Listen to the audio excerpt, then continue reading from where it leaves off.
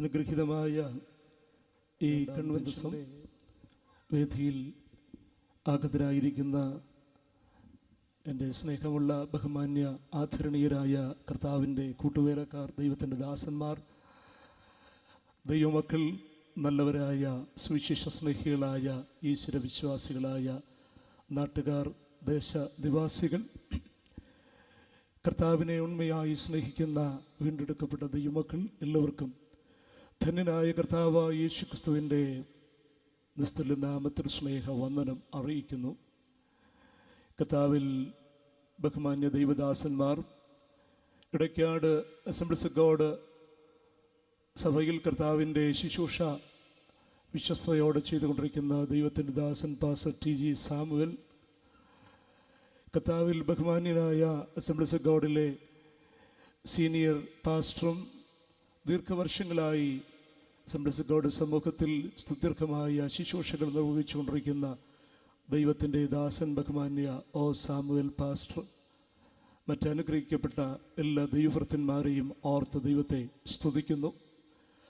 Samuel പാസ്റ്ററിൻ്റെ കുടുംബം, തൻ്റെ സഹോദരങ്ങൾ, അവരുടെ മക്കൾ കർത്താവിൻ്റെ പ്രേക്ഷിത വേലയിൽ വളരെ ശക്തമായി അസംബ്ലീസ് ഓഫ് ഗോഡ് സമൂഹത്തിനോട് ചേർന്നും അല്ലാതെയും ദൈവത്തിൻ്റെ വേലയെ സ്നേഹിക്കുന്ന, ദൈവരാജ്യത്തിൻ്റെ വ്യാപ്തിക്കായി ആവോളം അധ്വാനിക്കുന്ന കർത്താവിൻ്റെ ദാസൻ്റെ സഹോദരങ്ങൾ, അവരുടെ മക്കൾ എല്ലാവരെയും ഓർത്ത് ദൈവത്തെ സ്തുതിക്കുന്നു. Pastor Sabu John assemblies of ഗോഡിൽ കർത്താവിൻ്റെ ശുശ്രൂഷ സ്തുത്യർഹമായി നിർവഹിച്ചു കൊണ്ടിരിക്കുന്ന ദൈവത്തിൻ്റെ ദാസനാണ്. അദ്ദേഹമാണ് എന്നെ ഈ യോഗത്തിൽ ക്ഷണിച്ചത്. പ്രത്യേകം പാസ്റ്റർ സാബു ജോണിനെ ഓർത്ത് ദൈവത്തെ സ്തുതിക്കുന്നു. ഈ വാത്സല്യ ഭവനം, പ്രിയ അങ്കിൾ കുടുംബം, ബ്രദർ സ്റ്റാൻലി, ആമേൻ, മറ്റെല്ലാ സഹോദരങ്ങളെയും ഓർത്ത് ദൈവത്തെ സ്തുതിക്കുന്നു. കർത്താവിൻ്റെ വേലയ്ക്ക് വേണ്ടി തൻ്റെ മക്കൾ ചെയ്തുകൊണ്ടിരിക്കുന്ന എല്ലാ പ്രവർത്തനങ്ങൾക്കായിട്ടും ദൈവത്തിന് നന്ദി പറയുകയും സ്തോത്രം ചെയ്യുകയും ചെയ്യുന്നു.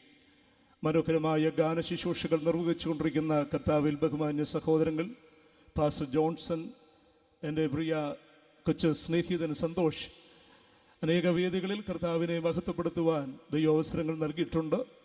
എല്ലാ കർത്താവിൻ്റെ മക്കളെയും ഓർത്ത് ദൈവത്തെ സ്തുതിക്കുന്നു. വേദിയിലായിരിക്കുന്ന മറ്റ് പാസ്റ്റേഴ്സ് എല്ലാവർക്കായിട്ട് സ്തോത്രം ചെയ്യുന്നു. ദൈവം നമ്മെ ഇന്ന് രാത്രിയിൽ അനുഗ്രഹിക്കട്ടെ. ഇടയ്ക്കാട് പെന്തക്കോസ്ത് വിശ്വാസം, സത്യങ്ങൾ ദീർഘവർഷങ്ങൾക്ക് മുൻപ് ദേശത്ത് വരുവാനിടയായി തീർന്നു. പല അവസരങ്ങൾ കൺവെൻഷനിൽ വന്ന് ശുശ്രൂഷിപ്പാൻ എനിക്ക് അവസരം ഉണ്ടായിട്ടുണ്ട്. ഇവിടെയുള്ള ദൈവമക്കളെ ഓർത്ത് ദൈവത്തെ സ്തുതിക്കുന്നു. ഇന്ന് രാത്രി ഞാൻ മുഖവുര ദീർഘമാക്കുന്നില്ല, കർത്താവിൻ്റെ വചനത്തിലേക്ക് നമ്മുടെ ശ്രദ്ധയെ തിരിക്കുകയാണ്. തക്ക സമയത്ത് തന്നെ ശുശ്രൂഷ അവസാനിപ്പിക്കണം എന്നുള്ളത് കൊണ്ട് നാളെ വിശുദ്ധ ദിവസവും വിശുദ്ധ കൂട്ടായ്മയും സഭായോഗവും ഉള്ള ദിവസമാണല്ലോ. അതുകൊണ്ട് കൃത്യസമയം ഇവിടെ പറഞ്ഞിട്ടുണ്ട്. ഞാൻ ആ സമയപരിധിക്കുള്ളിൽ തന്നെ ശുശ്രൂഷ അവസാനിപ്പിക്കുന്നതാണ്. പ്രാർത്ഥനയോടെ നമുക്ക് തിരുമുൻപാകെ ആയിരിക്കാം. ദൈവത്തിൻ്റെ പരിശുദ്ധമായ വചനം കഴിഞ്ഞ രാത്രിയിൽ അഭിഷിക്തനിലൂടെ ശക്തമായ ദൂത് നിങ്ങൾക്ക് കേൾക്കുവാൻ ഇടയായി തീർന്നു. കർത്താവിൻ്റെ വചനം, സുവിശേഷം എത്രയോ കാലങ്ങളായി നമ്മൾ കേൾക്കുന്നു. ദൈവത്തിൻ്റെ വചനത്തെ സ്നേഹിപ്പാൻ ദൈവം നമുക്ക് നൽകിയ ഭാഗ്യത്തിനായിട്ട് കർത്താവിനെ വാഴ്ത്തുകയാണ്. ഇന്ന് രാത്രിയിൽ നിങ്ങളോട് പങ്കുവയ്ക്കുവാൻ താല്പര്യപ്പെടുന്നത് നമ്മുടെ കർത്താവിൻ്റെ പുനരാഗമനത്തെ സംബന്ധിച്ചുള്ള ചില കാര്യങ്ങളാണ്. നാം വേദപുസ്തകത്തിൽ അനേക വിഷയങ്ങൾ, പ്രസംഗം കേൾക്കാൻ ആഗ്രഹിക്കുന്നവരാണ്. സാധാരണ ദൈവമക്കളായ നമ്മൾ സഭായോഗത്തിനും ഉപവാസ പ്രാർത്ഥനകൾക്കും ഒക്കെ മറ്റ് ധാരാളം വിഷയങ്ങൾ, പ്രസംഗങ്ങൾ കേട്ടുകൊണ്ടിരിക്കുന്നവരാണ്. ഇവിടെ ഇരിക്കുന്ന പലരും അനുഗ്രഹിക്കപ്പെട്ട വചനം നന്നായി പ്രസംഗിക്കാൻ കഴിയുന്നത്ര പരിജ്ഞാനമുള്ള ദൈവമക്കളാണ്. അവരെല്ലാം ഓർത്ത് ദൈവത്തെ സ്തുതിക്കുന്നു. എൻ്റെ സ്നേഹിതൻ പാസ്റ്റർ ഷാജിൻ ജോണ്, പേര് പറയാൻ വിട്ടുപോയി, ദൈവമകനെ ഓർത്ത് ദൈവത്തെ സ്തുതിക്കുന്നു. കർത്താവ് ശക്തമായി ഉപയോഗിക്കുന്ന പ്രിയപ്പെട്ടവനാണല്ലോ. ദൈവം അനുഗ്രഹിക്കട്ടെ. വിശുദ്ധ ലൂക്കോസ് എഴുതിയ സുവിശേഷം 21-ാം അധ്യായത്തിൻ്റെ 34 മുതൽ 36 വരെയുള്ള വാക്യങ്ങൾ നമ്മൾ വചനധ്യാനത്തിന് ആധാരമായി വായിച്ചുകൊണ്ട് നമ്മുടെ കർത്താവിൻ്റെ മടങ്ങി വരവിനെ സംബന്ധിച്ച് നമ്മുടെ പ്രത്യാശയെ ഉണർത്തുന്ന ദൈവവചന ചിന്തകൾ ഇന്ന് രാത്രി നമുക്ക് ഒരുമിച്ച് ധ്യാനിച്ച് ദൈവത്തെ മഹത്വപ്പെടുത്താം. വിശുദ്ധ ലൂക്കോസ് എഴുതിയ സുവിശേഷം 21-ാം അധ്യായത്തിൻ്റെ 34 മുതൽ 36 വരെയുള്ള വാക്യങ്ങൾ. നിങ്ങളുടെ ഹൃദയം അതിഭക്ഷണത്താലും മദ്യപാനത്താലും ഉപജീവന ചിന്തകളാലും ഭാരപ്പെട്ടിട്ട് ആ ദിവസം നിങ്ങൾക്ക് പെട്ടെന്ന് കെണി പോലെ വരാതിരിക്കുവാൻ സൂക്ഷിച്ചുകൊള്ളുവിൻ. അത് സർവ്വഭൂതലത്തിലും വസിക്കുന്ന ഏവർക്കും വരും. ആകയാൽ ഈ സംഭവിക്കുവാനുള്ള എല്ലാറ്റിനും ഒഴിഞ്ഞു പോകുവാനും മനുഷ്യപുത്രൻ്റെ മുൻപിൽ നിൽക്കുവാനും നിങ്ങൾ പ്രാപ്തരാകേണ്ടതിന് സദാകാലവും ഉണർന്നും പ്രാർത്ഥിച്ചു കൊണ്ടിരിക്കുവിൻ. ദൈവത്തിൻ്റെ വചനത്തിനായി ഒരു നിമിഷം കൂടെ കണ്ണുകളെ അടച്ച് നമുക്ക് കർത്താവിനെ ഒന്ന് സ്തുതിക്കാം. Praise the Lord, hallelujah, glory to God. രാത്രിയിൽ എല്ലാ ദൈവമക്കളും ഒരു നിമിഷം കൂടെ കർത്താവിനെ മഹത്വപ്പെടുത്തിയാട്ട് കരങ്ങളെ ഒന്ന് ഉയർത്തിപ്പിടിച്ച്, വിശുദ്ധ കരങ്ങൾ ദൈവമുണ്ടാകെ ഒന്ന് ഉയർത്തിപ്പിടിച്ച് നമുക്ക് ഈ പരിശുദ്ധമായ വചനത്തിനായി എല്ലാവർക്കും ഒന്ന് കർത്താവിനെ സ്തുതിക്കാം. Praise the Lord, hallelujah. ഈ ദേശം യേശുവിൻ്റെ നാമത്തിൽ വിടുവിക്കപ്പെടട്ടെ. സുവിശേഷത്തിന്റെ ശക്തി ഇന്ന് രാത്രിയിൽ ഈ ദേശത്ത് വ്യാപരിക്കപ്പെടട്ടെ. തേർവാഴ്ച നടത്തുന്ന ദുഷ്ട ആധിപത്യങ്ങൾ, ഇരുട്ടിന്റെ എല്ലാ ശക്തികളും ഇന്ന് രാത്രി നസറനായ യേശുക്രിസ്തുവിന്റെ അധികാരമുള്ള നാമത്തിൽ നിഷ്പ്രഭമായി തീരട്ടെ. യേശു കർത്താവിന്റെ നാമം ഇന്ന് രാത്രിയിൽ മഹത്വപ്പെടുത്തേണ്ടതിനായി സ്തോത്രം ചെയ്യുന്നു. Price the Lord, hallelujah. കർത്താവേ, ഇന്ന് രാത്രി ദേശത്തെ അനുഗ്രഹിക്കണമേ. എല്ലാ ദൈവമക്കളെയും അനുഗ്രഹിക്കേണ്ടതിനായിട്ട് പ്രാർത്ഥിക്കുന്നു. വചനത്തിന്റെ വാതിലുകൾ തുറന്നു നൽകണം. അടിയനെ സമർപ്പിക്കുന്നു കർത്താവേ. എല്ലാ മഹത്വം അർപ്പിക്കുന്നു യേശുക്രിസ്തുവിന്റെ പരിശുദ്ധ നാമത്തിൽ തന്നെ, ആമേൻ. സ്തോത്രം. നമ്മുടെ കർത്താവായ യേശുക്രിസ്തുവിന്റെ പുനരാഗമനം, മടങ്ങിവരവ് എന്നുള്ളത് കർത്താവിൻ്റെ മക്കളെ സംബന്ധിച്ചിടത്തോളം പ്രത്യാശ ഉണർത്തുന്നതാണ്. യേശു കർത്താവ് ഈ ലോകത്തിൽ മനുഷ്യവർഗത്തെ രക്ഷിപ്പാൻ ഈ ഭൂമിയിലേക്ക് അവതരിച്ചു. നമുക്ക് വേണ്ടി വീണ്ടെടുപ്പിൻ്റെ ശുശ്രൂഷകൾ അവിടുന്ന് നിർവഹിച്ചു. ദൈവത്തിൻ്റെ പുത്രൻ ആകാശ മേഘങ്ങളിലൂടെ സ്വർഗത്തിലേക്ക് അവിടുന്ന് എടുക്കപ്പെട്ടു. കർത്താവ് ഈ ഭൂമിയിലായിരുന്നപ്പോൾ അനവധി പ്രാവശ്യം കർത്താവിൻ്റെ മടങ്ങിവരവ് സംബന്ധിച്ച് ശിഷ്യന്മാർക്ക് അല്ലെങ്കിൽ കർത്താവിൻ്റെ തിരുസഭയ്ക്ക് ദൈവം അപ്പോസ്തലന്മാരിൽ കൂടെയും കർത്താവ് താൻ പറഞ്ഞ വാക്കുകളിൽ കൂടെയും കർത്താവിൻ്റെ ശ്രേഷ്ഠമായ പ്രഭാഷണങ്ങളിൽ കൂടെയും കർത്താവിൻ്റെ മടങ്ങിവരവ് സംബന്ധിച്ച് അനവധി കാര്യങ്ങൾ പറഞ്ഞിരിക്കുന്നത് ദൈവത്തിൻ്റെ വചനത്തിൽ നാം മനസ്സിലാക്കുന്നു. യേശു കർത്താവിൻ്റെ പുനരാഗമനത്തെ സംബന്ധിച്ച് അനവധി പ്രവചനങ്ങൾ ഉണ്ട്. ആ പ്രവചനങ്ങൾ ഓരോ കാലഘട്ടങ്ങളിലായി നിവർത്തിക്കപ്പെട്ടുകൊണ്ട് ഇരിക്കുകയാണ്. ഇവിടെ വിശുദ്ധ ലൂക്കോസ് നമ്മെ ഓർമ്മിപ്പിക്കുന്ന ഈ തിരുവചന ഭാഗം നമ്മളുടെ ഹൃദയം അതിഭക്ഷണത്താലും മദ്യപാനത്താലും ഉപജീവന ചിന്തകളാലും നിറഞ്ഞിട്ട് ഭാരപ്പെട്ടിട്ട് ആ ദിവസം പെട്ടെന്ന് കണി പോലെ വരാതിരിപ്പാൻ നമ്മൾ സൂക്ഷിക്കണം. സർവഭൂതലത്തിലും വസിക്കുന്ന ഏവർക്കും അത് വരും. ആകയാൽ ഈ സംഭവിപ്പാനുള്ള എല്ലാറ്റിനും ഒഴിഞ്ഞു പോകുവാനും മനുഷ്യപുത്രന്റെ മുൻപിൽ നിൽപ്പാൻ നമ്മൾ പ്രാപ്തരാകേണ്ടതിന് സദാകാലവും ഉണർന്നും പ്രാർത്ഥിച്ചും കൊണ്ടും ഇരിക്കണം. ആ ദിവസം പെട്ടെന്ന് കെണി പോലെ വരാതിരിപ്പാൻ നമ്മൾ വളരെ സൂക്ഷിക്കണം എന്ന്, ഉണർന്ന് പ്രാർത്ഥിക്കണം എന്നും, നമ്മുടെ കർത്താവിൻ്റെ തിരുമുൻപിൽ പ്രാഗൽഭ്യത്തോടെ നിൽക്കുവാൻ സർവശക്തനായ ദൈവം നമ്മെ പ്രാപ്തരാക്കേണ്ടതിന് നാം ഉണർന്ന് പ്രാർത്ഥിച്ചുകൊണ്ടിരിക്കണം എന്നും ദൈവത്തിൻ്റെ വചനം നമ്മെ ഓർമ്മിപ്പിക്കും. യേശുക്രിസ്തുവിൻ്റെ മടങ്ങിവരവ്, second coming of Jesus Christ, ദൈവത്തിൻ്റെ പുത്രൻ മടങ്ങി വരും. കാലങ്ങളായി കർത്താവിൻ്റെ ദാസന്മാരിത് പ്രസംഗിക്കുന്നു. നമ്മൾ ചിന്തിക്കും, യേശു കർത്താവ് ഇതുവരെ വന്നില്ലല്ലോ, പിന്നെയും പ്രസംഗിക്കണമോ?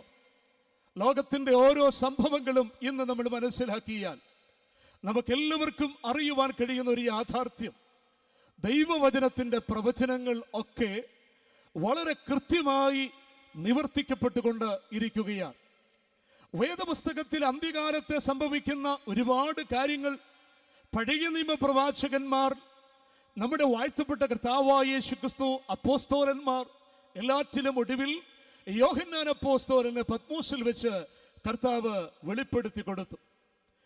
യേശുക്രിസ്തുവിന്റെ മടങ്ങിവരവിനെ സംബന്ധിച്ച് വേദപുസ്തകത്തിലെ ആദ്യത്തെ പ്രവചനം എന്ന് പറയുന്നത് ഹാനോക്കിന്റെ പ്രവചനമാണ്. ഏഴാമനായ ഹാനോക്ക് ദൈവത്തോടു കൂടെ നടന്ന ദൈവത്തിന്റെ ഭക്തൻ, മരണം കാണാതെ എടുക്കപ്പെട്ട ദൈവത്തിന്റെ ഭക്തൻ. അദ്ദേഹമാണ് ബൈബിളിൽ യേശുക്രിസ്തുവിന്റെ പുനരാഗമനത്തെ സംബന്ധിച്ച് ആദ്യമായി പ്രവചിച്ചത്. ബൈബിളിൽ പ്രവചിച്ചു എന്ന് പറയാൻ കഴിയുന്ന ഒരേ ഒരു വാക്യം അത് ഹാനോക്കിന്റെ പ്രവചനത്തെ കുറിച്ചാണ്. അതിനെ സംബന്ധിച്ച് അപ്പോസ്തലനായ യൂദ രേഖപ്പെടുത്തിയിരിക്കുന്നു. നമ്മുടെ കർത്താവ് 1000 വിശുദ്ധന്മാരുമായി വരും.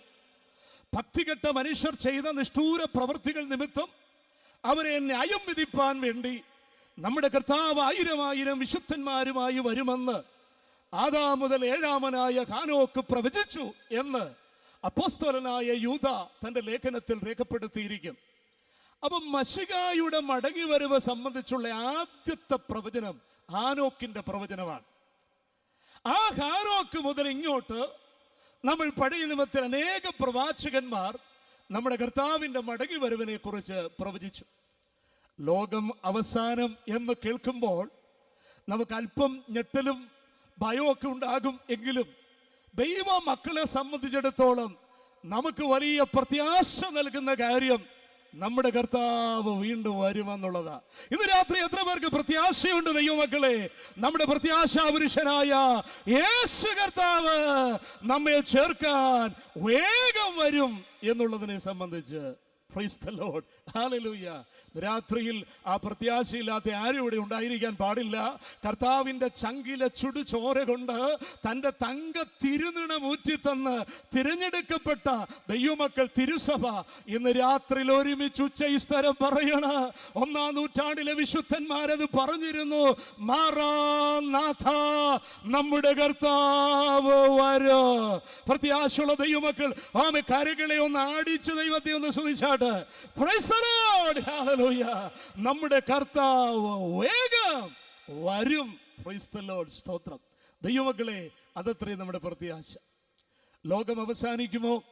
ലോകാവസാനം എന്നുള്ളതിനെ സംബന്ധിച്ച് നമുക്ക് ആശയക്കുഴപ്പങ്ങളുണ്ട്. വാസ്തവത്തിൽ ലോകമല്ല അവസാനിക്കുന്നത്, യുഗമാണ് അവസാനിക്കുന്നത്. ഈ യുഗത്തിന് ഒരവസാനം സംഭവിക്കും. 2012 ഡിസംബർ മാസം 12-ാം തീയതി ലോകം അവസാനിക്കുമോ? ഐസക് ന്യൂട്ടന്റെയും മറ്റ് അതുപോലുള്ള ചില ശാസ്ത്രജ്ഞന്മാരുടെയും ചില പ്രത്യേക തിയറി അനുസരിച്ചും അതുപോലെ സൗത്ത് അമേരിക്കയിലുള്ള ചില ആളുകൾ വിശ്വസിച്ചിരുന്ന മായൻ കലണ്ടറിൽ പറയുന്ന ചില കാലഗതികൾ അനുസരിച്ചും ചില ഘട്ടങ്ങൾ 390 വർഷങ്ങൾ കൂടുന്ന ചില ഘട്ടങ്ങൾ ഉണ്ടെന്നും അതിന്റെ 12-ാമത്തെ ഘട്ടമാണ് 2012 മായൻ കലണ്ടറിൽ പ്രകാരം കുറെ ആളുകൾ വിശ്വസിക്കുകയും ഒരുപക്ഷെ 2012 ക്രിസ്തു വരും എന്നൊക്കെ പറഞ്ഞിരിക്കുന്നതിനെ സംബന്ധിച്ച് അടുത്ത സമയത്തൊക്കെ മാസികകളും മറ്റും ഒക്കെ ഉണ്ടായിരുന്നു. നിങ്ങൾ ഒരുപക്ഷെ ചിലരെങ്കിലും വായിച്ചു കാണും. എന്നാൽ ലോകത്തിലെ ആളുകൾ പലതും ക്രിസ്തു വരും, ഇന്നപ്പോ വരാൻ സാധ്യതയുണ്ട് എന്നൊക്കെ, അല്ലെങ്കിൽ യുഗത്തിന് അവസാനം സംഭവിക്കും എന്നൊക്കെ പറയുന്നുവെങ്കിലും ദൈവമക്കളെ സംബന്ധിച്ചിടത്തോളം വേദപുസ്തകത്തില് അനവധി കാര്യങ്ങള് നമ്മുടെ വാഴ്ത്തപ്പെട്ട കർത്താവ് അവിടുത്തെ പരിശുദ്ധാത്മാവ് വ്യക്തമായി പറഞ്ഞിരിക്കുന്നത് നമുക്ക് വളരെയധികം ഉറപ്പ് നൽകുന്ന കാര്യമാണ്. അതുകൊണ്ട് ലോകത്തിലെ ആളുകൾ പറയുന്ന കാര്യങ്ങളെക്കാൾ ഉപരിയായിട്ട് ദൈവവചനത്തിന്റെ പ്രവചനങ്ങൾ നമുക്കുള്ളതോർത്ത് ഞാൻ ദൈവത്തെ സ്തുതിക്കുകയാണ്.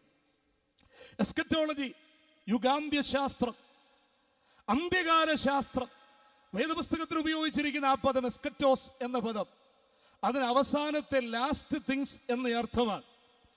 ഒടുക്കലത്തെ ദിവസം, ഒടുക്കലത്തെ ആദാം, ഒടുക്കലത്തെ സ്ഥിതി, ഭൂമിയുടെ അറ്റത്തോളം എന്നൊക്കെ പറഞ്ഞിരിക്കുന്നതൊക്കെ ഉപയോഗിച്ചിരിക്കുന്ന പദം എസ്കറ്റോസ് എന്നാണ്, ദ എൻഡ് എന്നാണ്.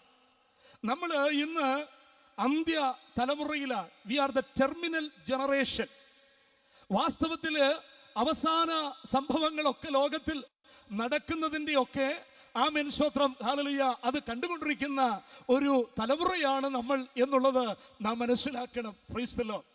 ദൈവവചനത്തിന്റെ പ്രവചനങ്ങൾ നിവർത്തിക്കപ്പെടുന്നത് ഓർത്ത് ഞാൻ ദൈവത്തെ സ്തുതിക്കുകയാണ്. അതുകൊണ്ട് ഇന്ന് രാത്രി പരിശുദ്ധാത്മാവ് പറയുന്നത് നമ്മുടെ കർത്താവിന്റെ വരവിനായിട്ട് ദൈവത്തിന്റെ ജനം ഹല്ലേലൂയ ഒരുങ്ങി കാത്തിരുന്ന് അവന്റെ മുൻപിൽ പ്രാഗൽഭ്യത്തോടെ നിൽക്കാൻ കഴിയേണ്ടതിന് ദൈവത്തിന്റെ ജനം സദാ ഉണർന്നും പ്രാർത്ഥിച്ചുകൊണ്ടും ഇരിക്കണം എന്ന് കർത്താവ് പറഞ്ഞിരിക്കുന്നു. Price the Lord. കർത്താവിന്റെ പുനരാഗമനത്തെ സംബന്ധിച്ച് വേദപുസ്തകത്തിലുള്ള അനേക പ്രവചനങ്ങൾ, ആ പ്രവചനങ്ങളൊക്കെയും ഇന്ന് നിവർത്തിക്കപ്പെട്ടുകൊണ്ടിരിക്കുകയാണ്. ഏതാണ്ട് ആമേൻ സ്തോത്രം, പുതിയ നിയമത്തിൽ മാത്രം 318 പ്രാവശ്യം കർത്താവിൻ്റെ മടങ്ങി വരവിനെ സംബന്ധിച്ച് വ്യക്തമായി രേഖപ്പെടുത്തിയിരിക്കുകയാണ്. തെസ്സലോനിക്ക ലേഖനം മുഴുവൻ അപ്പോസ്തലൻ അതിനെക്കുറിച്ചാണ് പറയുന്നത്. വെളിപ്പാട് പുസ്തകം മുഴുവൻ കർത്താവ് യോഹന്നാന് വെളിപ്പെടുത്തി കൊടുത്ത ദൂതുകളാണ്. മത്തായി സുവിശേഷം 24-ാം അധ്യായത്തിലെ ഒലിവുമലയിലെ കർത്താവിൻ്റെ പ്രഭാഷണത്തിലും നമ്മുടെ കർത്താവിൻ്റെ പുനരാഗമനത്തെ സംബന്ധിച്ച് കർത്താവ് അനവധി കാര്യങ്ങൾ പറഞ്ഞിരിക്കും, നമുക്ക് മനസ്സിലാക്കുവാൻ തക്കവണ്ണം കഴിയും. അങ്ങനെ പഴയ നിയമ പ്രവാചകന്മാർ ഒന്നാമത്തെ പ്രവചനമായ ഹാനോക്കിന്റെ പ്രവചനം, സെഖര്യാവിന്റെ പ്രവചനം, മലാക്കി പ്രവചിച്ചത് ഇത്യാദി പ്രവചനങ്ങളെല്ലാം കൂടെ വേദപുസ്തകത്തിൽ യേശുക്രിസ്തുവിന്റെ ഒന്നാം വരവിനെ കുറിച്ച് പറഞ്ഞിട്ടുള്ളതിനേക്കാൾ 4 മടങ്ങ് കർത്താവിന്റെ പുനരാഗമനത്തെ സംബന്ധിച്ച് പറഞ്ഞിട്ടുള്ള പ്രവചനങ്ങളാണ് തിരുവെഴുത്തിലുള്ളത് എന്ന് വ്യക്തമായി നമുക്ക് മനസ്സിലാക്കുവാൻ കഴിയും. നമ്മുടെ കർത്താവ് സ്വർഗാരോഹണം ചെയ്യുമ്പോൾ ഒരു മലയിൽ നിന്ന് മേഘങ്ങളിൽ കർത്താവ് എടുക്കപ്പെടുകയാണ്. ആ സമയത്ത് ആമേൻ 2 ദൂതന്മാര് നോക്കി നിന്നതായ പുരുഷാരത്തോട് അല്ലെങ്കിൽ ശിഷ്യന്മാരോട് ഇപ്രകാരം പറഞ്ഞു: നിങ്ങളെ വിട്ട് സ്വർഗാരോഹണം ചെയ്ത യേശു കർത്താവ് സ്വർഗത്തിലേക്ക് പോകുന്നവനായി നിങ്ങൾ കണ്ടതുപോലെ തന്നെ അവൻ വീണ്ടും വരും എന്ന്. അപ്പൊ സ്വർഗാരോഹണ സമയത്ത് 2 ദൂതന്മാർ ഒരുമിച്ച് വിളിച്ചു പറയുക, യേശു ക്രിസ്തു പോയതുപോലെ മടങ്ങി വരും എന്ന്. Praise the lord. ആമേൻ. ആ ദൂതന്മാര് പറഞ്ഞത് ആമേൻ അക്ഷരം പ്രതി അത് നിവർത്തിക്കപ്പെടും. കർത്താവിന്റെ ഈ ഭൂമിയിലെ തിരു അവതാരത്തെ സംബന്ധിച്ച് കന്യാമറിയത്തിന്റെ അടുക്കൽ ഗബ്രിയേൽ മാലാഖ കടന്നു എന്നിട്ട് അവളോട് ചില പ്രവചനങ്ങൾ പറഞ്ഞു. ലൂക്കോസിന്റെ സുവിശേഷം 1-ാം അധ്യായത്തിന്റെ 31-32 വാക്യങ്ങൾ. എന്താണ് കന്യാമറിയാമിനോട് ഗബ്രിയേൽ മാലാഖ പറഞ്ഞ പ്രവചനങ്ങൾ? 7 കാര്യങ്ങൾ അവിടെ പറഞ്ഞിട്ടുണ്ട്. ഒന്ന്, നീ ഗർഭം ധരിച്ച് ഒരു മകനെ പ്രസവിക്കും, അവന് യേശു എന്ന് പേർ വിളിക്കണം, അവൻ അത്യുന്നതന്റെ പുത്രൻ എന്ന് വിളിക്കപ്പെടും, അവൻ വലിയവൻ ആകും. ഈ 4 പ്രവചനങ്ങളും കർത്താവിന്റെ ഒന്നാം വരവിന് സംഭവിച്ചു എന്നുള്ളത് തർക്കമില്ലാത്ത കാര്യമാണ്. അതെല്ലാം നമുക്കറിയാം, അത് അക്കമിട്ട് നിവർത്തിക്കപ്പെട്ടു. അവൾ ഗർഭം ധരിച്ചു, യേശുവിന് ജന്മം കൊടുത്തു, അവന്റെ പേർ യേശു എന്ന് വിളിക്കപ്പെട്ടു, അവൻ വലിയവനായി അത്യുന്നതന്റെ പുത്രൻ എന്ന് വിളിക്കപ്പെട്ടു. 4 പ്രവചനങ്ങളും നിവർത്തിക്കപ്പെട്ടു കർത്താവിന്റെ ഒന്നാം വരവിനോടുള്ള ബന്ധത്തിൽ. അവിടെ കൂടെ അവസാനിക്കുന്നില്ല, നിങ്ങൾ ആ ഭാഗം ശ്രദ്ധിച്ചു നോക്കണം. വീണ്ടും മാലാഖ പറഞ്ഞ 7 കാര്യങ്ങൾ, പിന്നെ 3 കാര്യങ്ങളുണ്ട്. എന്തൊക്കെയാണ് 3 കാര്യങ്ങൾ? പിതാവായ ദൈവം ദാവീദിന്റെ സിംഹാസനം അവന് കൊടുക്കും, അവൻ യാക്കോബ് ഗൃഹത്തിന് എന്നേക്കും രാജാവായിരിക്കും, അവന്റെ രാജ്യത്വത്തിന് അവസാനം ഉണ്ടാകത്തില്ല. ഈ വചനം വിശ്വസിക്കുന്നവർ കരകളെ ഒരു ദൈവത്തെ സ്തുതിച്ചാട്ട്.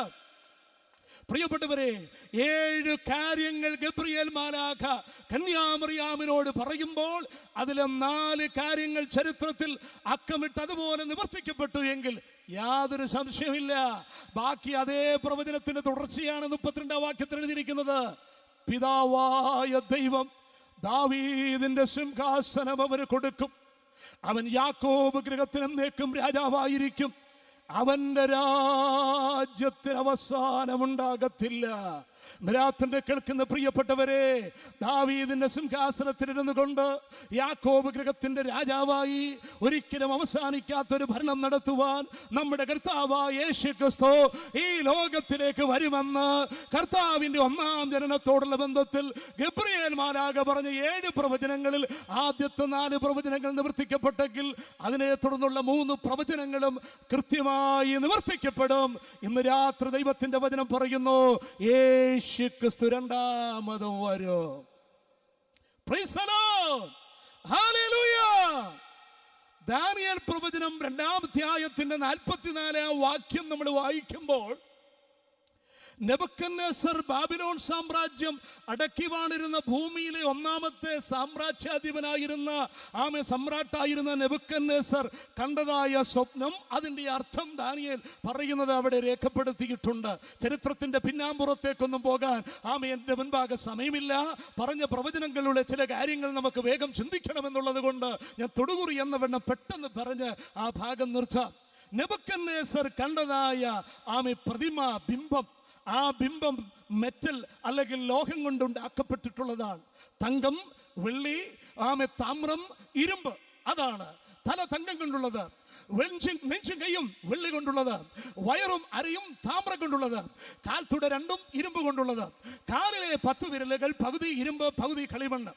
ഇങ്ങനെ ഒരു പ്രതിമയെ ബിംബത്തെ കുറിച്ച് നെബൂഖദ്നേസർ സ്വപ്നം കണ്ടുകൊണ്ടിരിക്കുമ്പോൾ കൈ തൊടാതെ പറഞ്ഞു വന്ന ഒരു കല്ല് ഈ ബിംബത്തെ അടിച്ച് തകർത്ത് ധൂളിയാക്കി ആകാശത്തിലെ കാറ്റ് അതിന്റെ പൊടിയെ അന്തരീക്ഷത്തിൽ പറപ്പിച്ച് കളഞ്ഞു എന്നാണ് അവിടെ എഴുതിയിരിക്കുന്നത്. ദാനിയേൽ 2:44 പ്രസക്തമായ വാക്യം ശ്രദ്ധിക്കണം. എന്താണ് അവിടെ എഴുതിയിരിക്കുന്നത്? ഇങ്ങനെയാണ് വായിക്കുന്നത്: ഈ രാജാക്കന്മാരുടെ കാലത്ത് സ്വർഗസ്ഥനായ ദൈവം ഒരു നാളും നശിക്കാത്ത തൻ്റെ രാജ്യം ഇവിടെ സ്ഥാപിക്കും. ഇന്ന് രാത്രിയിൽ എന്നെ കേൾക്കുന്ന സഹോദരങ്ങളെ, ആ രാജ്യം ഒരു നാളും അവസാനിക്കാത്ത ഒരു രാജ്യമാണ്. ആ രാജ്യം ഇവിടെ സ്ഥാപിക്കുമെന്ന് നെബൂഖദ്നേസർ കണ്ട ബിംബത്തിന്റെ പ്രതിമയാ, ആ ബിംബത്തിന്റെ സ്വപ്നത്തിന്റെ അർത്ഥം ദാനിയേൽ പറയുമ്പോൾ വ്യക്തമായിട്ട് ചരിത്രത്തിന്റെ ഏടുകളിൽ അത് സംഭവിച്ചു. തങ്കം കൊണ്ടുള്ള തല ബാബിലോൺ സാമ്രാജ്യം, നെഞ്ചും കൈയും വെള്ളി കൊണ്ടുള്ളത് മേദ്യ-പേർഷ്യ സാമ്രാജ്യം, വയറും അരയും താമ്രം കൊണ്ടുള്ളത് ഗ്രീസ് സാമ്രാജ്യം അലക്സാണ്ടർ ചക്രവർത്തിയുടെ, കാലിലെ 2 തുട റോമ സാമ്രാജ്യം, തങ്കം കൊണ്ടുള്ള തല BC 606 ആരംഭിച്ച് 538 അവസാനിക്കുന്നു. മേദ്യ-പേർഷ്യ രണ്ടാമത്തെ സാമ്രാജ്യം BC 538 അവസാനിച്ച് BC 330 അവസാനിക്കുന്നു. മൂന്നാമത്തെ വയറുമരയും താമ്രം, അത് മഹാനായ അലക്സാണ്ടറിന്റെ ഗ്രീസ് സാമ്രാജ്യം BC 330 ആരംഭിച്ച് BC 165 അവസാനിക്കുന്നു. നാലാമത്തെ സാമ്രാജ്യമായ റോമ സാമ്രാജ്യം, ബിംബത്തിന്റെ കാലിലെ 2 തുട പാശ്ചാത്യ റോമയും പൗരസ്ത്യ റോമയും, BC 165 ആരംഭിച്ച് AD 365 അവസാനിക്കുന്ന 4 മഹാസാമ്രാജ്യങ്ങൾ. ആ സാമ്രാജ്യങ്ങളെല്ലാം കഴിഞ്ഞിട്ട് ആ ഒടുവിലേക്ക് വരുമ്പോൾ കാലിലെ 10 വിരലുകൾ പകുതി ഇരുമ്പ് പകുതി കളിമണ്ണ്. നിങ്ങൾ ശ്രദ്ധിച്ചേ, ബലം കുറഞ്ഞു വരികയല്ലേ? തങ്കം, വെള്ളി, താമ്രം, ഇരുമ്പ്, മെറ്റലിന്റെ വാല്യൂ കുറഞ്ഞു വരികയാണ്. അപ്പൊ ഈ ബിംബത്തെയാണ് കല്ല് പറഞ്ഞു വന്ന കല്ല്, കൈതൊടാതെ പറഞ്ഞു വന്ന കല്ല് അടിച്ചു തകർക്കുന്ന. ആരാണ് ഈ കല്ല്? നമുക്കറിയാം. ഈ കല്ല് നമ്മുടെ കർത്താവായ യേശു ക്രിസ്തുവാണ് തകർത്ത് ആ കല്ല് സർവ്വഭൂമിയിലും വ്യാപിക്കുന്നു. യേശുവിന്റെ രാജ്യം ഇവിടെ സ്ഥാപിക്കുമെന്നുള്ളത് വ്യക്തമായിട്ട് ആ പ്രവചനത്തിൽ കൂടെ നമുക്ക് മനസ്സിലാക്കാൻ കഴിയും. കണ്ടാലുണ്ടെങ്കിലും കൊണ്ടാൽ പൊളിയുന്ന ഭരണം. കണ്ടാലുണ്ട് വലിയൊരു ബിംബം, കൊണ്ടാൽ പൊളിയും. ഒരു കല്ലെടുത്ത് ഒറ്റ ഏറ് കൊടുത്തപ്പോൾ ആ കല്ല് വന്ന് അടിച്ചപ്പോഴത്തേക്ക് ആ ബിംബം തകർന്ന് തരിപ്പണമായി. പ്രിയപ്പെട്ടവരെ, നാം ഒരു കാര്യം മനസ്സിലാക്കണം. ഇന്ന് സാമ്രാജ്യങ്ങളെല്ലാം അവസാനിച്ചു. ഇന്നത്തെ ഭരണം എന്ന് പറയുന്നത് ഇരുമ്പിന്റെയും കളിമണ്ണിന്റെയും ഭരണമാണ്. ഇരുമ്പിന്റെയും കളിമണ്ണിന്റെയും ഭരണം എന്ന് പറഞ്ഞാൽ നമുക്കറിയാം, ഒട്ട് ബലമുള്ളത്, ഒട്ട് ബലമില്ലാത്തത്. ഇരുമ്പും കളിമണ്ണും തമ്മിൽ ചേരത്തില്ല. ഇരുമ്പിന് അല്പം ബലമുണ്ട്, കളിമണ്ണിന് ബലമില്ല. അപ്പോൾ പകുതി ഇരുമ്പ് പകുതി കളിമണ്ണ്, പകുതി ഏകാധിപത്യം പകുതി ജനാധിപത്യം. ഇന്ന് ജനാധിപത്യം ഉണ്ടെന്ന് പറഞ്ഞാൽ പോലും നമുക്കറിയാം ലോകത്തിലെ എത്രയോ രാജ്യങ്ങളിൽ ഏകാധിപത്യം നടക്കുന്നു. ഞാൻ സംഭവങ്ങളിലേക്ക് പോകുന്നില്ലെങ്കിലും ഇന്ന് ലിബിയ, അതുപോലെ സിറിയ, ഈജിപ്റ്റ്, ലോകത്തിലെ അനേക രാജ്യങ്ങളുടെ സ്ഥിതിഗതികൾ എന്ന് മനസ്സിലാക്കുമ്പോൾ നമുക്കറിയാം ഏകാധിപത്യത്തിന് അവസാനം വന്നുകൊണ്ടിരിക്കും. അപ്പൊ പകുതി ഇരുമ്പ് പകുതി കളിമണ്ണ്, പകുതി ഏകാധിപത്യം പകുതി ജനാധിപത്യം. ഒട്ട് ബലമുള്ളത് ഒട്ട് ബലമില്ലാത്തത് തമ്മിൽ ഇടകലരത്തില്ല, തമ്മിൽ ചേരത്തില്ല. അങ്ങനെ ഒരു ഭരണമാണ് ഇന്നത്തെ ഭരണം. നമ്മുടെ കേരളത്തിലെ സ്ഥിതി മാത്രമല്ല, കേരളത്തിൽ നമ്മൾ കണ്ടുകൊണ്ടിരിക്കുകയല്ലേ, അപ്പനും മകനും കൂടെ വഴി കിടന്ന് അടികൂടുന്ന സമയം കഴിഞ്ഞ ദിവസം നമ്മൾ കണ്ടില്ലേ കൊട്ടാരക്കരയിൽ. കേരളത്തിൽ നമുക്കറിയാം നമ്മുടെ ഭരണം ഇന്ത്യയിൽ ഒക്കെ നോക്കിയാൽ ഇപ്പോഴത്തെ ഈ ഡീസലിന്റെ വിലവർധനയും സംബന്ധിച്ചുള്ള സംഭവ വികാസങ്ങൾ നമ്മൾ കണ്ടുകൊണ്ടിരിക്കുകയല്ലേ. അപ്പോ ഭരണകൂടത്തിന്റെ പിന്തുണ പിൻവലിക്കുമെന്ന് തൃണമൂൽ കോൺഗ്രസ് മമതാ ബാനർജി ഇപ്പോൾ പറഞ്ഞിരിക്കുന്നു.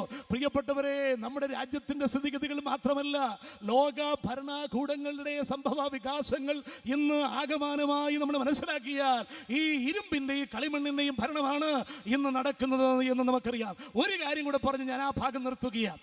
ഈ കല്ല് വന്ന് അടിക്കുന്നത് തങ്കത്തിലോ താമ്രത്തിലോ ഒന്നുമല്ല. എവിടെയാണെന്ന് അവിടെ എഴുതിയിട്ടുണ്ട്.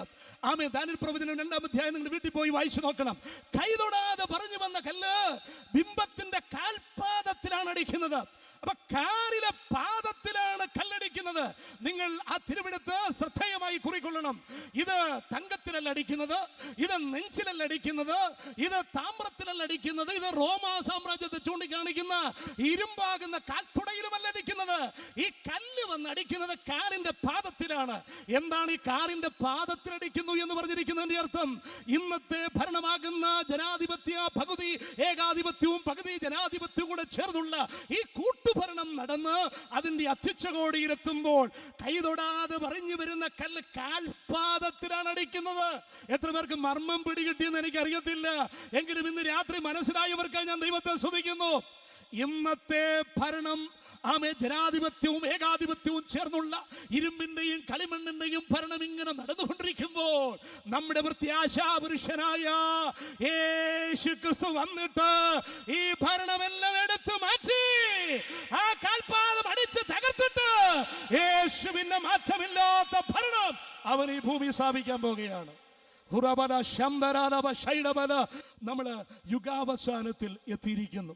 കർത്താവിൻ്റെ വരവിനെ സംബന്ധിച്ച് നമ്മുടെ കർത്താവ് പറഞ്ഞ അനേക കാര്യങ്ങളിൽ ചില കാര്യങ്ങൾ നമുക്ക് ഇന്ന് രാത്രി ചൂണ്ടിക്കാണിക്കാതെ മനസ്സിലാക്കാം.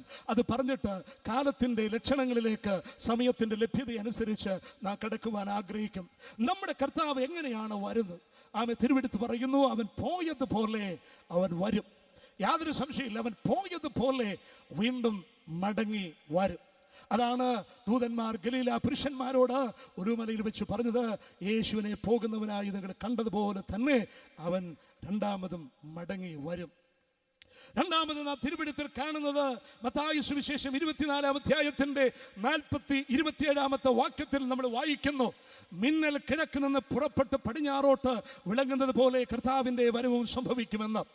മിന്നൽ കിഴക്ക് നിന്ന് പുറപ്പെട്ട് പടിഞ്ഞാറോട്ട് വിളങ്ങും എന്ന് പറഞ്ഞാൽ എത്ര പെട്ടെന്നാണ് സംഭവിക്കുന്നത്?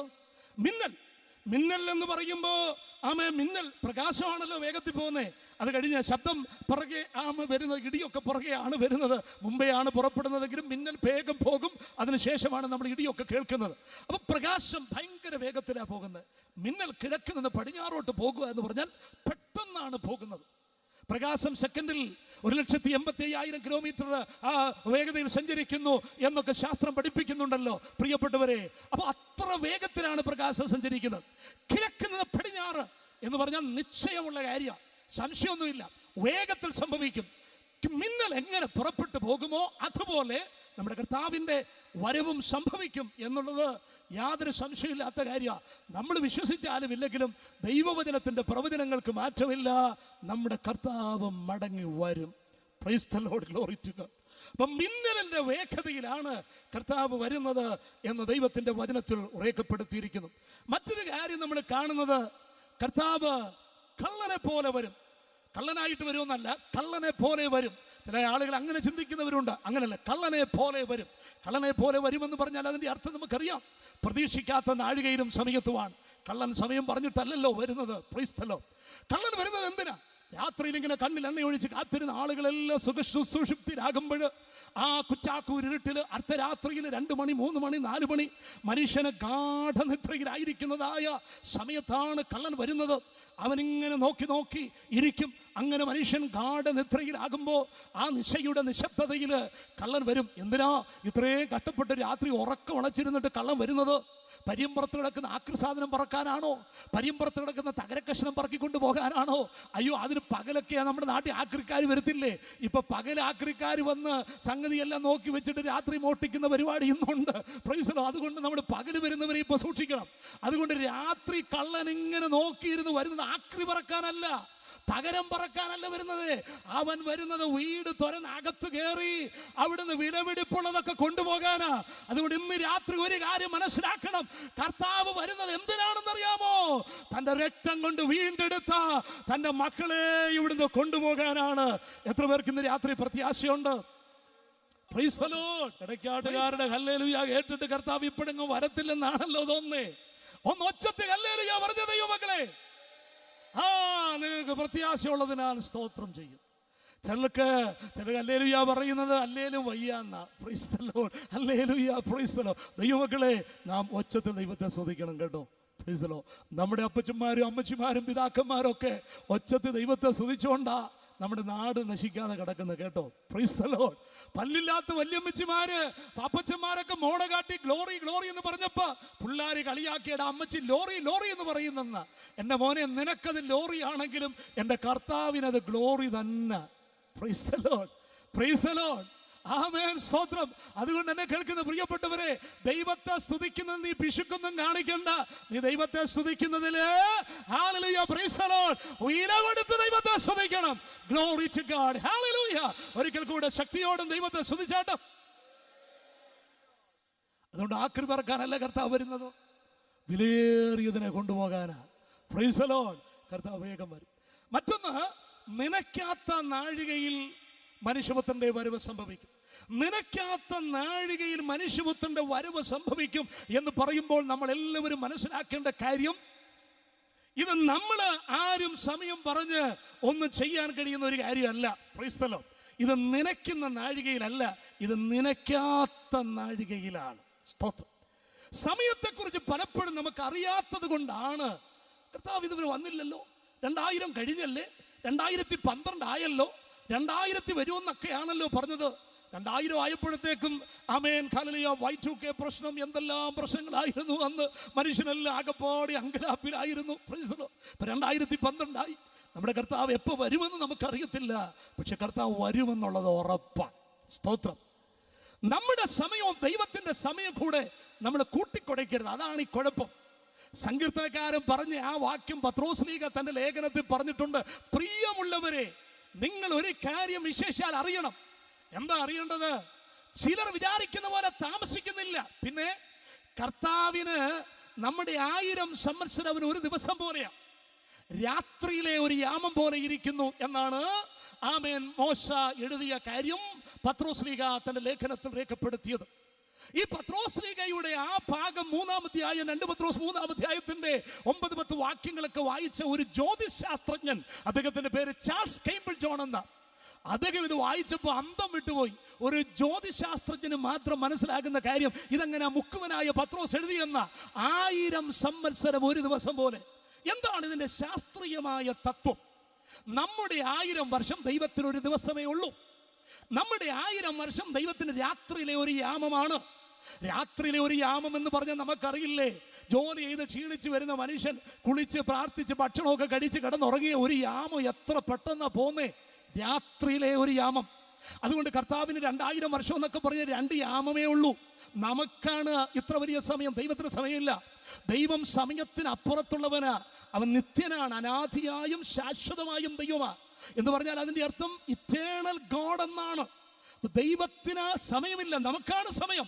2000 വർഷം നമ്മെ സംബന്ധിച്ച, ദൈവത്തെ സംബന്ധിച്ചിടത്തോളം ഒരു യാമം പോലെയുള്ളൂ, കൈയൊന്ന് നൊടിക്കുന്നത് പോലെയുള്ളൂ. അത് ഒരു ദിവസം പോലെയുള്ളൂ ദൈവത്തിന്. അതുകൊണ്ട് നമ്മുടെ സമയവും ദൈവത്തിന്റെ സമയം കൂടെ നമ്മൾ കൂട്ടിക്കുടയ്ക്കുന്നത് കൊണ്ടാണ് നമുക്കിത് വലിയ കാലമായിട്ട് തോന്നുന്നത്. അതുകൊണ്ട് ചാൾസ് കെയിംബിൾ ജോൺ പറഞ്ഞത് ഇത്രയേ ഉള്ളൂ: മനുഷ്യൻ വേറെ ഗോളങ്ങളിലേക്കൊക്കെ പോയാൽ അവിടുത്തെ ഒരു പകലും നമ്മുടെ 6 മാസം ഒരുപോലാണെന്നാ. ഇപ്പം മനുഷ്യൻ ഗോളങ്ങളിലേക്കൊക്കെ പോയിക്കൊണ്ടിരിക്കുകയാണ്. അമേരിക്കയുടെ ക്യൂരിയോസിറ്റി മാർസിൽ ചെന്നു. സ്പേസിലെ ചില കാര്യങ്ങൾ ഞാൻ പിന്നീട് പറയാം. ഇന്ന് ശൂന്യാകാശത്തിലേക്കൊക്കെ മനുഷ്യൻ അവന്റെ ഗവേഷണങ്ങൾ നടത്തിക്കൊണ്ടിരിക്കുന്നതായിട്ടുള്ള സമയമാണ്. മറ്റ് ഗോളങ്ങളെ മനുഷ്യാധിവാസ യോഗ്യമാക്കി തീർക്കാനുള്ള തത്രപ്പാടിലുമാണ്. അങ്ങനെയാണെങ്കിൽ ആ ഗോളങ്ങളിലെ സമയം എന്ന് പറയുന്നത് നമ്മളെ സംബന്ധിച്ച് 6 മാസം അവിടുത്തെ ഒരു പകലാണ്. നമ്മുടെ 1 മാസം എന്നൊക്കെ പറയുന്ന ചില ഗോളങ്ങളിൽ ഒരു ദിവസം പോലെ മാത്രമേ ഉള്ളൂ. അദ്ദേഹം ഇങ്ങനെ ഒരു ശാസ്ത്രീയ തത്വം പറഞ്ഞു: മനുഷ്യൻ പ്രകാശത്തിന്റെ വേഗതയിൽ സഞ്ചരിക്കാൻ കഴിഞ്ഞാൽ, പ്രകാശ വേഗതയിൽ സഞ്ചരിക്കുന്നതായ മനുഷ്യൻ അവൻ പ്രകാശ വേഗതയിൽ റോക്കറ്റിൽ കൂടി ഇങ്ങനെ ശൂന്യാകാശത്തേക്ക് പോകുമ്പോൾ അവൻ 1 മാസമാകുമ്പോൾ ഈ ഭൂമി 2 മാസം പ്രായമാകും. പ്രകാശവേഗതയിൽ സഞ്ചരിക്കുന്ന മനുഷ്യൻ, പ്രകാശവേഗതയെ കുറിച്ച് ഞാൻ മുമ്പേ പറഞ്ഞല്ലോ. ഇനി അതേ പ്രകാശവേഗതയുടെ 99.9 അത്രേ വേഗതയിൽ ഒരു മനുഷ്യൻ സഞ്ചരിച്ചാൽ അവന് ആമേൻ 30 ദിവസം പ്രായമാകുമ്പോൾ ഈ ഭൂമി 10 വർഷം പ്രായമായി കഴിയും. ഇനി അതേ പ്രകാശ വേഗതയുടെ 99.9 to the 99.9 to the power of 6. 99 point കഴിഞ്ഞ് വീണ്ടും ഒരു 6-9 കൂടെ വലത്തുഭാഗത്തിട്ടാൽ അത്രയും പ്രകാശവേഗതയിൽ ഒരുവൻ ശൂന്യാകാശത്തിലേക്ക് യാത്ര ചെയ്താൽ അവന്റെ വാച്ചും കലണ്ടറും അനുസരിച്ച് അവൻ 27 ദിവസം പ്രായമാകുമ്പോൾ ഭൂമി 27,000 വർഷം പ്രായമാകും. ഇത് സയൻസ് പഠിപ്പിക്കുന്ന കാര്യമാണ്. അതുകൊണ്ട് അദ്ദേഹം പറഞ്ഞത് ഇത്രയേ ഉള്ളൂ. ചാൾസ് കേമ്പിൾ ജോൺ എന്ന ശാസ്ത്രജ്ഞൻ പറഞ്ഞത്, ഒരു മൂവിംഗ് ക്ലോക്ക്, അതിവേഗതയിൽ പായുന്ന ഒരു ക്ലോക്ക് ഒരു സ്ഥലത്ത് നിൽക്കുന്ന സ്റ്റേഷനറി നിശ്ചലമായി നിൽക്കുന്ന ക്ലോക്കിനേക്കാൾ സാവധാനതയിലേ ഓടുകയുള്ളെന്ന. പ്രകാശത്തിന്റെ വേഗതയിൽ മനുഷ്യൻ സഞ്ചരിക്കാൻ കഴിയുമ്പോൾ അവൻ സമയത്തിന്റെ ചുരുങ്ങിയ അവസ്ഥയിലേക്ക് വരികയും ഭൂമി 1000-കണക്കിന് വർഷം ഭൂമിയിലെ വാച്ച് കറങ്ങും, കലണ്ടറിനകത്ത് 10,000-കണക്കിന് വർഷമാകും. ഇത്രയും പ്രകാശവേഗതയിൽ ഒരു മനുഷ്യൻ സഞ്ചരിക്കുമ്പോൾ അവൻ 27 ദിവസമേ ആകത്തുള്ളൂ. ഭൂമി 27,000 വർഷം പ്രായമാകും. ഈ മുക്കുവനായ പത്രോസ് പരിശുദ്ധാത്മാവിൽ എഴുതി വെച്ച പത്രോസിന്റെ ലേഖനം വായിച്ച് ചാൾസ് കേമ്പിൾ ജോൺ രക്ഷിക്കപ്പെട്ടു. കാരണം എന്താണെന്നറിയാമോ? ഇത്രയും ശാസ്ത്രം പഠിപ്പിക്കുന്ന ഒരു കാര്യം ബൈബിളിൽ എഴുതി വെച്ചിട്ടുണ്ടെങ്കിൽ വേദപുസ്തകം വിഡ്ഢികളുടെ മതഗ്രന്ഥമല്ല, ഇത് ദൈവത്തിന്റെ ജീവനുള്ള വചനമാകിയാൽ ഞാൻ കർത്താവിനെ സ്തുതിക്കുന്നു. കരകളെ ഒന്ന് അടിച്ച് ദൈവത്തെ സ്തുതിക്കാമോ? Praise the Lord, hallelujah. അങ്ങനെയാണെങ്കിൽ നമ്മുടെ ദൈവം ആരാ? പ്രകാശത്തെ വസ്ത്രം ധരിക്കുന്ന പോലെ ധരിക്കുന്നവനല്ലേ? സൂര്യനെ സൃഷ്ടിച്ചവനല്ലേ? ചന്ദ്രനെ സൃഷ്ടിച്ചവനല്ലേ? നക്ഷത്രങ്ങളെ സൃഷ്ടിച്ചവനല്ലേ? ഈ പ്രകാശഗോളങ്ങളെ എല്ലാം സൃഷ്ടിച്ച ദൈവം, അടുത്തുകൂടാത്ത വെളിച്ചത്തിൽ വസിക്കുന്ന ദൈവത്തിന് നമ്മുടെ 1000 വർഷം ഒരു ദിവസം പോലെ എന്ന് എഴുതി വെച്ചിരിക്കുന്നത് വെറുതെയാണോ? അല്ല. അതുകൊണ്ട് നമ്മുടെ സമയവും ദൈവത്തിന്റെ സമയവും തമ്മിൽ കൂട്ടിക്കൊടുക്കരുത്. ഈ 2000 വർഷം ദൈവത്തെ സംബന്ധിച്ച് ഒന്നുമില്ല. സഹോദരങ്ങളെ, ആമേൻ, ഞാൻ വേഗത്തിൽ വരട്ടെ. എന്താണ് ഇവിടെ കാണുന്നത്? നനയ്ക്കാത്ത നാഴികയിലെ മനുഷ്യപുത്രന്റെ വരം. അതുകൊണ്ട് ഏത് സമയമാണ് നമ്മുടെ കർത്താവ് വരുന്നത് നമുക്കാർക്കും പറയുവാൻ കഴിയുന്നില്ല. ലോകത്തിൽ ആർക്കെങ്കിലും പറയാൻ കഴിയുമോ? പല ആളുകളൊക്കെ പറഞ്ഞിട്ടുണ്ടല്ലേ. പണ്ട് വിദ്വാൻകുട്ടി അച്ഛൻ പറഞ്ഞു, പോൾ ആശീർ ലോറി പറഞ്ഞു, യുസ്തോസ് യോസഫ് അതുപോലെ ഉള്ളതായ ആമേൻ സ്വത്രം ആളുകൾ, എസ്തേർ ചോ കൊറിയയിൽ, ജിം ജോൺസ്, ഡേവിഡ് കൊറേഷ് തുടങ്ങിയ ആളുകളെയൊക്കെ കൂട്ടി വലിയ ഓഡിറ്റോറിയത്തിൽ യോഗങ്ങളൊക്കെ നടത്തി ക്രിസ്തു ഇന്നപ്പോൾ അവരെ ഡേറ്റ് പറഞ്ഞു. ആ ഡേറ്റ് ക്രിസ്തു വന്നോ? വിദ്വാൻകുട്ടിയച്ചൻ ഡേറ്റ് പറഞ്ഞു, ക്രിസ്തു വന്നോ? അദ്ദേഹം പിന്നെ പാടിയ പാട്ടാണ് കാന്ത താമസമെന്തഹോ എന്ന പാട്ട്. അപ്പൊ അദ്ദേഹം പറഞ്ഞ ഡേറ്റിൽ ക്രിസ്തു വന്നില്ല. കൊറേഷ് പറഞ്ഞ ഡേറ്റിൽ ക്രിസ്തു വന്നില്ല. എസ്തേർ ചോ പറഞ്ഞ ഡേറ്റിൽ ക്രിസ്തു വന്നില്ല. മനുഷ്യൻ പലപ്പോഴും കണക്കൂട്ടലുകൾ മനുഷ്യന്റെ തെറ്റും, അവന്റെ വെളിപ്പാടുകളൊക്കെ വെളിവുകേടുകളായി മാറും. എന്നാൽ ദൈവത്തിന്റെ വചനത്തിൽ ഒരിക്കലും തെറ്റുപറ്റത്തില്ല. Praise the Lord, hallelujah. ഇന്ന് രാത്രിയിൽ ലോകത്തിന്റെ പ്രവചനങ്ങളൊക്കെ പാളിയാലും ദൈവവചനത്തിന്റെ പ്രവചനങ്ങൾക്കായി ഞാൻ ദൈവത്തെ സ്തുതിക്കുന്നു. ഒരിക്കലും മാറ്റമില്ല. ഞാനൊരു ഉദാഹരണം സാധാരണ പറയുന്ന ഒരു ഉദാഹരണം, ഇവർക്കൊക്കെ ഈ ഡേറ്റ് എങ്ങനെ കിട്ടിയെന്ന് എനിക്കറിയത്തില്ല. പണ്ട് ഒരു കൊച്ചു കുട്ടികളെ പഠിപ്പിക്കുന്നതായ ഒരു നഴ്സറി സ്കൂളിൽ ഒരു അധ്യാപകൻ കുട്ടികളോട് ഒരു പൊട്ടം കണക്ക് ചോദിച്ച കഥ കേട്ടിട്ടുണ്ട്. കൊച്ചുങ്ങളോട് ചോദിച്ചു, 200 മൈൽ നീളത്തെ 20 മൈൽ വീതി കൊണ്ട് ഗുണിച്ചാൽ എനിക്ക് എത്ര വയസ്സുണ്ടെന്ന് പറയാമോ? ഈ ചോദ്യം കേട്ട് പിള്ളേരൊക്കെ അന്തം വിട്ട് കണ്ണു തള്ളിപ്പോയി. സാറ് എന്തൊരു കിറുക്കൻ ചോദ്യമായത്, 200 മൈൽ നീളത്തെ 20 മൈൽ വീതി കൊണ്ട് ഗുണിച്ച സാറിന്റെ വയസ്സ് ഞങ്ങൾ എങ്ങനെയാ പറയുന്നേ? ഒരു കുസൃതി ചെറുക്കൻ ചാടി എഴുന്നേറ്റിട്ട് പറഞ്ഞു, സാറേ ഞാൻ പറയാം. അവൻ പറഞ്ഞു, സാറേ സാറിന് 42 വയസ്സുണ്ട്. ഉത്തരം കൃത്യമായിരുന്നു. സാറിന് കൃത്യം 42 വയസ്സ്. സാറ് പോലും കണ്ണു തള്ളിപ്പോയി. സാറ് ചോദിച്ചേടാ നിനക്ക് എങ്ങനെ കിട്ടിയടാ ഈ ഉത്തരം? അവൻ പറഞ്ഞു, സാറേ എനിക്കൊരു ജ്യേഷ്ഠനുണ്ട്, അവൻ 21 വയസ്സുണ്ട്, അവൻ അരക്കിറുക്കനാന്ന് പറഞ്ഞു. അരക്കിറുക്കൻ 21 വയസ്സാണെങ്കിൽ മുഴുക്കിറുക്കന് 42 വയസ്സ്.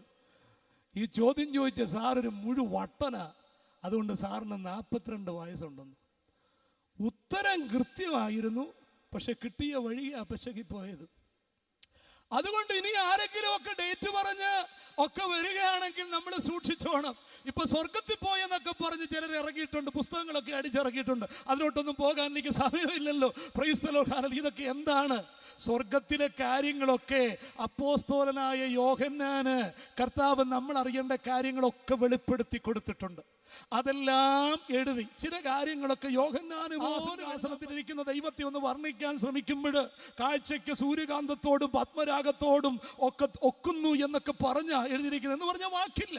അത്ര ഭയങ്കര കാര്യങ്ങളല്ലയോ. അപ്പൊ ആ സ്വർഗത്തിലെ കാര്യങ്ങളെല്ലാം കൂടെ ഇപ്പൊ പൗലോസ്ലീഹ പോലും മൂന്നാം സ്വർഗത്തോളം എടുക്കപ്പെട്ടിട്ട് 14 വർഷം പുള്ളി മിണ്ടിയില്ലെന്ന. 14 വർഷത്തിന് മുൻപ് ഞാൻ പർദീസയോളം എടുക്കപ്പെട്ടെന്ന അപ്പോസ്തലൻ പറയുന്നേ. അവിടെ ഞാൻ ദിവ്യ ദർശനങ്ങളെ കണ്ടു, മനുഷ്യർക്ക് ഉച്ചരിക്കാൻ പാടില്ലാത്ത വാക്കുകളെ കേട്ടു, എനിക്ക് അതൊന്നും പറയാൻ പറ്റത്തില്ലെന്ന്. അത്ര വെളിപ്പാടുള്ള പൗലോസ് പോലും സ്വർഗത്തിലെ കാര്യങ്ങളെ കുറിച്ചൊന്നും പറഞ്ഞിട്ടില്ല. അതൊക്കെ യോഹന്നാന് നമ്മൾ അറിയേണ്ട കാര്യങ്ങളൊക്കെ പറഞ്ഞിട്ടുണ്ട്. അതുകൊണ്ട് ചില ആളുകളൊക്കെ പുസ്തകം അടിച്ചിറക്കിയിട്ടുണ്ട്. ഞാൻ സ്വർഗത്തിൽ പോയെന്നോ നരകത്തിൽ പോയെന്നോ അവിടെ ഇത് കണ്ടെന്നോ അത് കണ്ടെന്നോ ഒക്കെ. ഇതൊക്കെ എന്താണ് സഹോദരങ്ങളെ? അതിൻ്റെയൊക്കെ പിൻപിലുള്ള കാര്യങ്ങളെ കുറിച്ച് ഇന്ന് രാത്രി ഞാൻ പറയാൻ എനിക്ക് സമയമില്ലെങ്കിലും ഒരു കാര്യം മനസ്സിലാക്കണം. ഇന്ന് മനുഷ്യനെ തട്ടിപ്പിക്കുന്നതായ അവനെ വഞ്ചിക്കുന്നതായ ഒരുപാട് ആത്മാവ് ഇറങ്ങിയിട്ടുണ്ട്. ഇതൊന്നും കേട്ട് നമ്മൾ വഞ്ചിതരാകരുത്. തമ്പുരാന്റെ വചനത്തിൽ നമുക്ക് വേണ്ടതൊക്കെ തന്നിട്ടുമുണ്ട്. അതുകൊണ്ട് ഇന്ന് രാത്രി കേൾക്കുന്ന സഹോദരങ്ങളെ, നാം ഒരു കാര്യം മനസ്സിലാക്കുക. നമ്മുടെ കർത്താവിന്റെ വരവ് നിലയ്ക്കാത്ത നാഴികയിലെ വരവാണ്. ഏത് സമയവും ആ വരവ് സംഭവിക്കും എന്ന് കർത്താവിന്റെ വചനം പറഞ്ഞിരിക്കും. ഏത് സമയമാ നമുക്കറിയത്തില്ല. നമ്മൾ ഒരുങ്ങിയിരിക്കണം, കാത്തിരിക്കണം. കർത്താവിന്റെ വരവില് 2 ഘടകങ്ങൾ നമ്മൾ കാണും. ഒന്ന്, കർത്താവ് മേഘത്തിൽ ഇറങ്ങി വരുന്ന വരവ്. ആ മേഘത്തിലെ വരവിനെ സംബന്ധിച്ച് പഴയ നിയമ പ്രവാചകന്മാർക്കൊന്നും വെളിപ്പെടുത്തി കൊടുത്തില്ല. അതുകൊണ്ടാണ് പൗലോസ്ലീഹ പറയുമ്പോഴും ഞാൻ ഒരു മർമ്മം നിങ്ങളോട് പറയാം എന്ന് പറഞ്ഞത്. നാം എല്ലാവരും നിദ്ര കൊള്ളുകയില്ല. കണ്ണിമയ്ക്കുന്നിടയിൽ നാം രൂപാന്തരപ്പെട്ട് ആകാശമേഘങ്ങളിൽ കർത്താവിനെ എതിരേൽക്കാൻ എടുക്കപ്പെടും. അപ്പോൾ മർമ്മമായിട്ടാണ് പറഞ്ഞിരിക്കുന്നത്. അതുകൊണ്ട് യേശു മേഘത്തിലെ വരവിനെ സംബന്ധിച്ച് പഴയ നിയമ പ്രവാചകന്മാർക്ക് വെളിപ്പെട്ടിട്ടില്ല. അത് അപ്പോസ്തലനിൽ കൂടെയും പരിശുദ്ധാത്മാവ് പുതിയ നിയമത്തിൽ വ്യക്തമായി രേഖപ്പെടുത്തിയിരിക്കുക. എന്നാൽ പഴയ നിയമ പ്രവാചകന്മാർ എന്താ പറഞ്ഞത്? അവരെല്ലാം പറഞ്ഞത് ക്രിസ്തു ഭൂമിയിലേക്ക് വരുന്ന വരവാ. സെഖര്യാവ് പറഞ്ഞു, അവൻ കാഹളമൂതി തെക്കൻ ചുഴലിക്കാറ്റിൽ ഇറങ്ങി വരും, അവന്റെ പാദങ്ങൾ ഒരു വരയിൽ ചവിട്ടും ആമേ എന്ന് സെഖര്യാവ് പ്രവചിച്ചു. അവരെല്ലാം പ്രവചിച്ചത് കർത്താവ് ഭൂമിയിലേക്ക് വരുന്ന വരവാ. എന്നാൽ അതിനു മുൻപായിട്ട് ഒരു സംഭവം നടക്കുന്നു. മേഘത്തിൽ കർത്താവ് വരും. മേഘത്തിലെ വരവ് ഏത് സമയവും സംഭവിക്കാം. അതുകൊണ്ട് ഇന്ന് രാത്രി പരിശുദ്ധാത്മാവ് പറയുന്നു, നമ്മൾ മദ്യപാനത്താലും ഉപജീവന ചിന്തകളാലും ആമേൻ സ്വതഹാലയ ആമേ ഭക്ഷണ ആ കൊതിയാലും മറ്റും ഭാരപ്പെട്ടിട്ട് അതിഭക്ഷണത്താലും ഭാരപ്പെട്ടിട്ട് ആ ദിവസം പെട്ടെന്ന് കണി പോലെ വരാതിരിപ്പാൻ നമ്മൾ ഉണർന്ന് പ്രാർത്ഥിച്ചു കൊണ്ടിരിക്കണം. ഏത് സമയമാ കർത്താവിന്റെ മേഘത്തിലെ വരവെന്ന് അറിയത്തില്ല. അതാണ് മർമ്മം എന്ന് പറഞ്ഞിരിക്കുന്നത്, മിസ്റ്ററിയ. സഹോദരങ്ങളെ, നമ്മുടെ കർത്താവ് സ്വർഗാരോഹണം ചെയ്തപ്പോൾ 2 ഘട്ടങ്ങൾ ഉണ്ടായിരുന്നു. ഒന്ന്, അവൻ ആത്മാവിൽ സ്വർഗത്തിലേക്ക് പോയി. അതാരും കണ്ടിട്ടല്ല പോകുന്നത്. കർത്താവ് പാതാളത്തിലേക്ക് പോയി. അവിടെ ആ വിജയമൊക്കെ പ്രഖ്യാപിച്ച് അവിടെ പർദീസയിൽ വിശ്രമിച്ചിരുന്ന പഴയ നിയമ ഭക്തന്മാരുടെ ആത്മാക്കളെയും പിടിച്ചുകൊണ്ട് ഇങ്ങനെ കർത്താവ് വരുമ്പോൾ മഗ്ദലക്കാരത്തി മറിയ കല്ലറവാതിക്കൽ ഇങ്ങനെ കരഞ്ഞുകൊണ്ട് നിൽക്കുക. അവൾ അങ്ങോട്ട് നോക്കും, കർത്താവിനെ കാണുന്നില്ല. വസ്ത്രമൊക്കെ അവിടെ അടുക്കി വെച്ചിട്ടുണ്ട്. പിന്നെ അവൾ പുറത്തിറങ്ങി കരയും, കണ്ണുനീര് തുടയ്ക്കും, പിന്നെ അകത്തോട്ട് നോക്കും. അങ്ങനെ നോക്കി അവള് കണ്ണ് കടച്ചിരിക്കുമ്പോൾ കർത്താവ് അവൾക്ക് പ്രത്യക്ഷപ്പെടുകയാണ്. കർത്താവ് പ്രത്യക്ഷപ്പെട്ടിട്ട് പറഞ്ഞു, അവളെ വസ്ത്രത്തിൽ തൊടുവാൻ ചെന്നപ്പോൾ പറഞ്ഞു, എന്നെ പിടിക്കരുത്, എന്നെ തുടരുത്, എന്നെ പിടിച്ചു വെച്ചുകൊണ്ടിരിക്കരുത്. ഞാനൊരു വലിയ ശുശ്രൂഷ ചെയ്തുകൊണ്ടിരിക്കുക, ഞാൻ പിതാവിൻ്റെ അടുക്കലേക്ക് പോകുക. അതുകൊണ്ട് നീ പോയി പറക എൻ്റെ ശിഷ്യന്മാരോട്, എൻ്റെ സഹോദരന്മാരോട്, നിങ്ങളുടെ ദൈവവും എൻ്റെ ദൈവവും നിങ്ങളുടെ കർത്താവും എൻ്റെ കർത്താവുമായവൻ്റെ അടുക്കലേക്ക് ഞാനിതാ കയറിപ്പോകും എന്ന്. അപ്പൊ നമ്മൾ ഒരു കാര്യം മനസ്സിലാക്കണം. കർത്താവ് ആത്മാവിൽ പോയി പാതാളത്തിൽ വിശുദ്ധന്മാരുടെ ആത്മാക്കളെ കൊണ്ട് സ്വർഗത്തിലേക്ക് പോകാൻ ഇങ്ങനെ വരിക. ബിസി പ്രോഗ്രാമാ കർത്താവിന്, ടൈറ്റ് ഷെഡ്യൂളാ. അങ്ങനെ കർത്താവ് തിരക്കിട്ട ശുശ്രൂഷ ചെയ്തുകൊണ്ടിരിക്കുമ്പോൾ കരയുന്ന മഗ്ദലക്കാരത്തി മറിയയ്ക്ക് വേണ്ടി കർത്താവ് ആ ടൈറ്റ് പ്രോഗ്രാം ഒന്ന് മാറ്റി വെച്ചിട്ട്, ആ ബിസി പ്രോഗ്രാം ഒന്ന് മാറ്റി വെച്ചിട്ട് അവൾക്ക് വേണ്ടി കർത്താവ് ചില സെക്കൻഡുകൾ ഒന്ന് നിൽക്കാൻ തുടങ്ങി. ആമേൻ. ഇന്ന് രാത്രിയിൽ ആത്മാവിനൊരു കാര്യം വിളിച്ചു പറയട്ടെ. കർത്താവ് എത്ര തിരക്കുള്ളവനായാലും ഇന്ന് രാത്രി കരയുന്ന മാതാവേ, കരഞ്ഞ് കണ്ണുനീരെടുക്കുന്ന സഹോദരി സഹോദര, പിതാവേ, കുഞ്ഞുങ്ങളെ, കർത്താവ് എത്ര ബിസി ആയാലും കരഞ്ഞുകൊണ്ടിരിക്കുന്ന മഗ്ദലക്കാരത്തി മറിയയ്ക്ക് വേണ്ടി യേശു കർത്താവ് ഒന്നും നിന്നെങ്കിൽ ഇന്ന് രാത്രി നിന്റെ ആവശ്യത്തിന്റെ മുൻപില്, നിന്റെ വിഷയത്തിന്റെ മുൻപില്, നിന്റെ ഭാരത്തിന്റെ മുൻപില്, നിന്റെ കണ്ണുനീർ കണ്ടിട്ട് യേശു നിനക്ക് വേണ്ടി ഒന്ന് നിൽക്കുന്നവനാണ്. കർത്താവ് പറഞ്ഞു, ഞാൻ പോകുകയാണ്. അപ്പൊ കർത്താവ് ആ സമയത്ത് പിതാവിന്റെ അടുക്കലേക്ക് പോകുകയാണ്. അതാരും കണ്ടിട്ടല്ല പോകുന്നത്, ആത്മാവിൽ അവൻ പോകുക. ഞാൻ ആ ഭാഗം അങ്ങനെ നിർത്തട്ടെ സഹോദരങ്ങളെ. ആത്മാവിൽ അവൻ പോകുന്നു സ്വർഗത്തിലേക്ക്. Hallelujah, praise the Lord. അതിൻ്റെ ഇടയിലാണ് മറിയയ്ക്ക് വേണ്ടി കർത്താവ് കല്ലറവാതിൽക്ക് നിൽക്കുന്നത്. അത് കഴിഞ്ഞ് കർത്താവ് സ്വർഗാരോഹണം ചെയ്തു. എപ്പോൾ? ശിഷ്യന്മാര് നോക്കി നിൽക്കെ ഒരു മലയിൽ നിന്ന് അവർക്ക് നിയോഗമൊക്കെ കൊടുത്തു കഴിഞ്ഞ് അവർ നോക്കുമ്പോൾ മേഘത്തിലേക്ക് അവർ എടുക്കപ്പെടുക. അപ്പൊ അവിടെ നഗ്ന നേത്രങ്ങൾ കൊണ്ട് വ്യക്തമായി അവർ കണ്ടു യേശു കർത്താവ് മേഘങ്ങളിലേക്ക് പോകുന്നത്. അപ്പോ മറിയയോട് പറയുമ്പോൾ ഞാനിതാ പോകുന്നു, നീ പോയി പറ എന്ന് പറഞ്ഞു. അതിനുശേഷം തോമസിന് പ്രത്യക്ഷപ്പെടുമ്പോൾ എന്റെ ആണിപ്പഴയിലേക്ക് വിരൽ ഇടാൻ പറയുന്നു. മറിയോട് പറഞ്ഞു, എന്നെ തുടരുത്, എന്നെ പിടിച്ചു വെച്ചുകൊണ്ടിരിക്കുന്നത്, ഞാൻ പോകുക. അപ്പോൾ ആത്മാവിൽ അവൻ സ്വർഗത്തിൽ പോയി. രണ്ട് ഒലിവുമലയിൽ നിന്ന് എല്ലാവരും നോക്കി നിൽക്കെ അവൻ സ്വർഗാരോഹണം ചെയ്തു. കർത്താവിന്റെ സ്വർഗാരോഹണത്തിന് രണ്ട് ഭാഗങ്ങൾ ഉള്ളതുപോലെ കർത്താവിന്റെ മടങ്ങി വരവിനും രണ്ട് ഭാഗങ്ങളുണ്ട്. ഒന്ന്, അവൻ മേഘങ്ങളിൽ ഇറങ്ങി വരും. മേഘത്തിൽ ഇറങ്ങി വരുമ്പോ വിശുദ്ധന്മാർ ഇവിടുന്ന് അങ്ങോട്ടെടുക്കപ്പെടുകയാണ്. അത് കഴിഞ്ഞ് 7 വർഷം കഴിഞ്ഞ കർത്താവ് വിശുദ്ധന്മാരുമായി ഭൂമിയിലേക്ക് വരുന്നത്. ആ ഭൂമിയിലേക്കുള്ള വരവാണ് ഏത് കണ്ണും അവനെ കുത്തി തുളച്ചവരും അവനെ കാണുന്നത്. അപ്പൊ ഒന്നാമത്തെ വരവ് മേഘത്തിലെ വരവ്, ഫോർ ദ സെയിൻസ്, വിശുദ്ധന്മാർക്ക് വേണ്ടിയുള്ള വരവ. വിശുദ്ധന്മാരോട് കൂടെ ഭൂമിയിലേക്ക് വരുന്ന വരവ. അതുകൊണ്ട് മേഘത്തിലെ വരവ് ഏത് സമയവും സംഭവിക്കാം. നാം ഒരുങ്ങി ഉണർന്ന് കാത്തിരിക്കണമെന്ന് രാത്രി പരിശുദ്ധാത്മാവ് വിളിച്ചു പറയുന്നു. നമ്മുടെ കർത്താവ് നനയ്ക്കാത്ത നാഴികയിൽ വരുന്നു എന്നുള്ളത് കൊണ്ട് നിങ്ങൾ ഒരുങ്ങി കാത്തിരിക്കുക. മദ്യപാനവും ഉപജീവന ചിന്തയും അതിഭക്ഷണമൊക്കെ ആയിട്ട് മനുഷ്യനെന്ന് ആകപ്പാടെ ഭയങ്കരമായ തിരക്കില. നമ്മൾ ശ്രദ്ധിച്ചേ, ലോകത്തിലെ മനുഷ്യൻ എത്ര ബിസിയാ അല്ലേ? സ്തോത്രം. മദ്യപാനം ഭയങ്കരമായി ഇന്ന് പാപം ഭക്ഷണത്തരം വർദ്ധിച്ചുകൊണ്ടിരിക്കുന്നു. മദ്യപാനികളുടെ എണ്ണം കൂടിക്കൊണ്ടിരിക്കുക.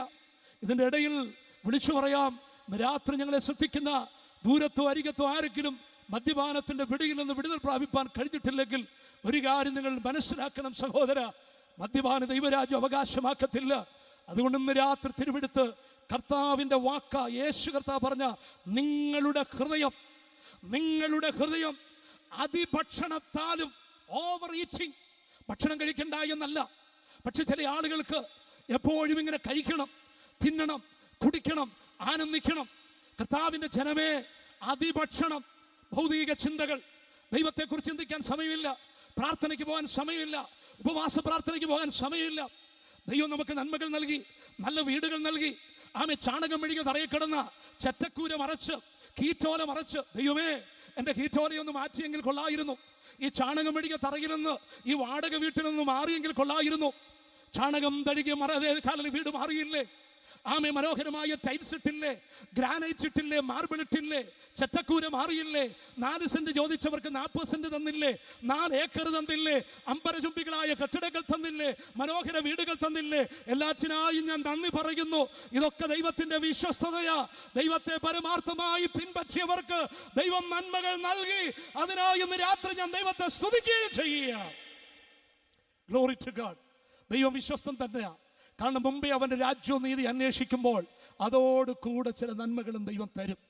പക്ഷെ ഇതെല്ലാം നമ്മൾ അനുഭവിക്കുമ്പോൾ തന്നെ കർത്താവിനെ മറന്ന് ഇതിന്റെ പുറകെ നമ്മൾ പോകരുത് കേട്ടോ.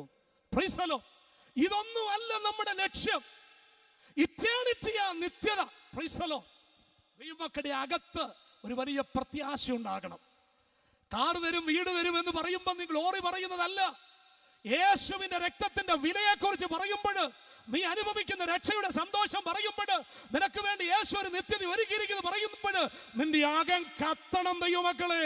അതാ യഥാർത്ഥ ഉണർവെന്ന് പറയുന്നത്. Price the Lord. ഹല്ലേലൂയ. ഈ ലോകത്ത് ദൈവം നന്മകൾ തരും. പക്ഷേ ഒരു കാര്യം മനസ്സിലാക്കണം, പത്രോസിന്റെ ശൂന്യമായ പടക് കർത്താവ് നിറച്ചു. ഹല്ലേലൂയ. ഒരു കാര്യം മനസ്സിലാക്കണം, നിറച്ചത് യേശുവാ. പക്ഷെ പത്രോസ് ഒരിക്കലും നിറവിന്റെ പുറകെ പോയില്ല, അവൻ നിറച്ചവന്റെ പുറകെയാ പോയത്. പത്രോസ് സകലവും വിട്ട് യേശുവിന്റെ പുറകെയാ വന്നത്. നിന്റെ ശൂന്യമായ മണ്ഡലങ്ങളെ ദൈവം മാറ്റും. ഇന്നത്തെ നിന്റെ കണ്ണുനീര് ദൈവം മാറ്റും. നിന്റെ ഓട്ടസഞ്ചി പോലുള്ള കാലിയായ അനുഭവങ്ങൾ ദൈവം മാറ്റും. നിന്റെ ഭരണിയിലെ എണ്ണ ദൈവം വർദ്ധിപ്പിക്കും. നിന്റെ കലത്തിലെ മാവ് കുറയത്തില്ല. പക്ഷെ ഇന്ന് രാത്രി നന്മകൾ തരുമ്പോൾ അത് തന്ന നാഥനെ മറന്നു പോകരുത്. നിറച്ചവന്റെ പുറകെ വരാ, നിറവിന്റെ പുറകെയല്ല, നിറച്ച യേശുവിന്റെ പുറകെ നീ വരണം. Price the lord, praise the Lord. ഇന്ന് പ്രാർത്ഥനയ്ക്ക് സമയമില്ല. ഇന്ന് എല്ലാറ്റിനും ബിസിയാണ്, തിരക്കാണ്. ഒരു കാര്യം എന്നെ കേൾക്കുന്ന സഹോദരങ്ങളെ നാം മനസ്സിലാക്കണം.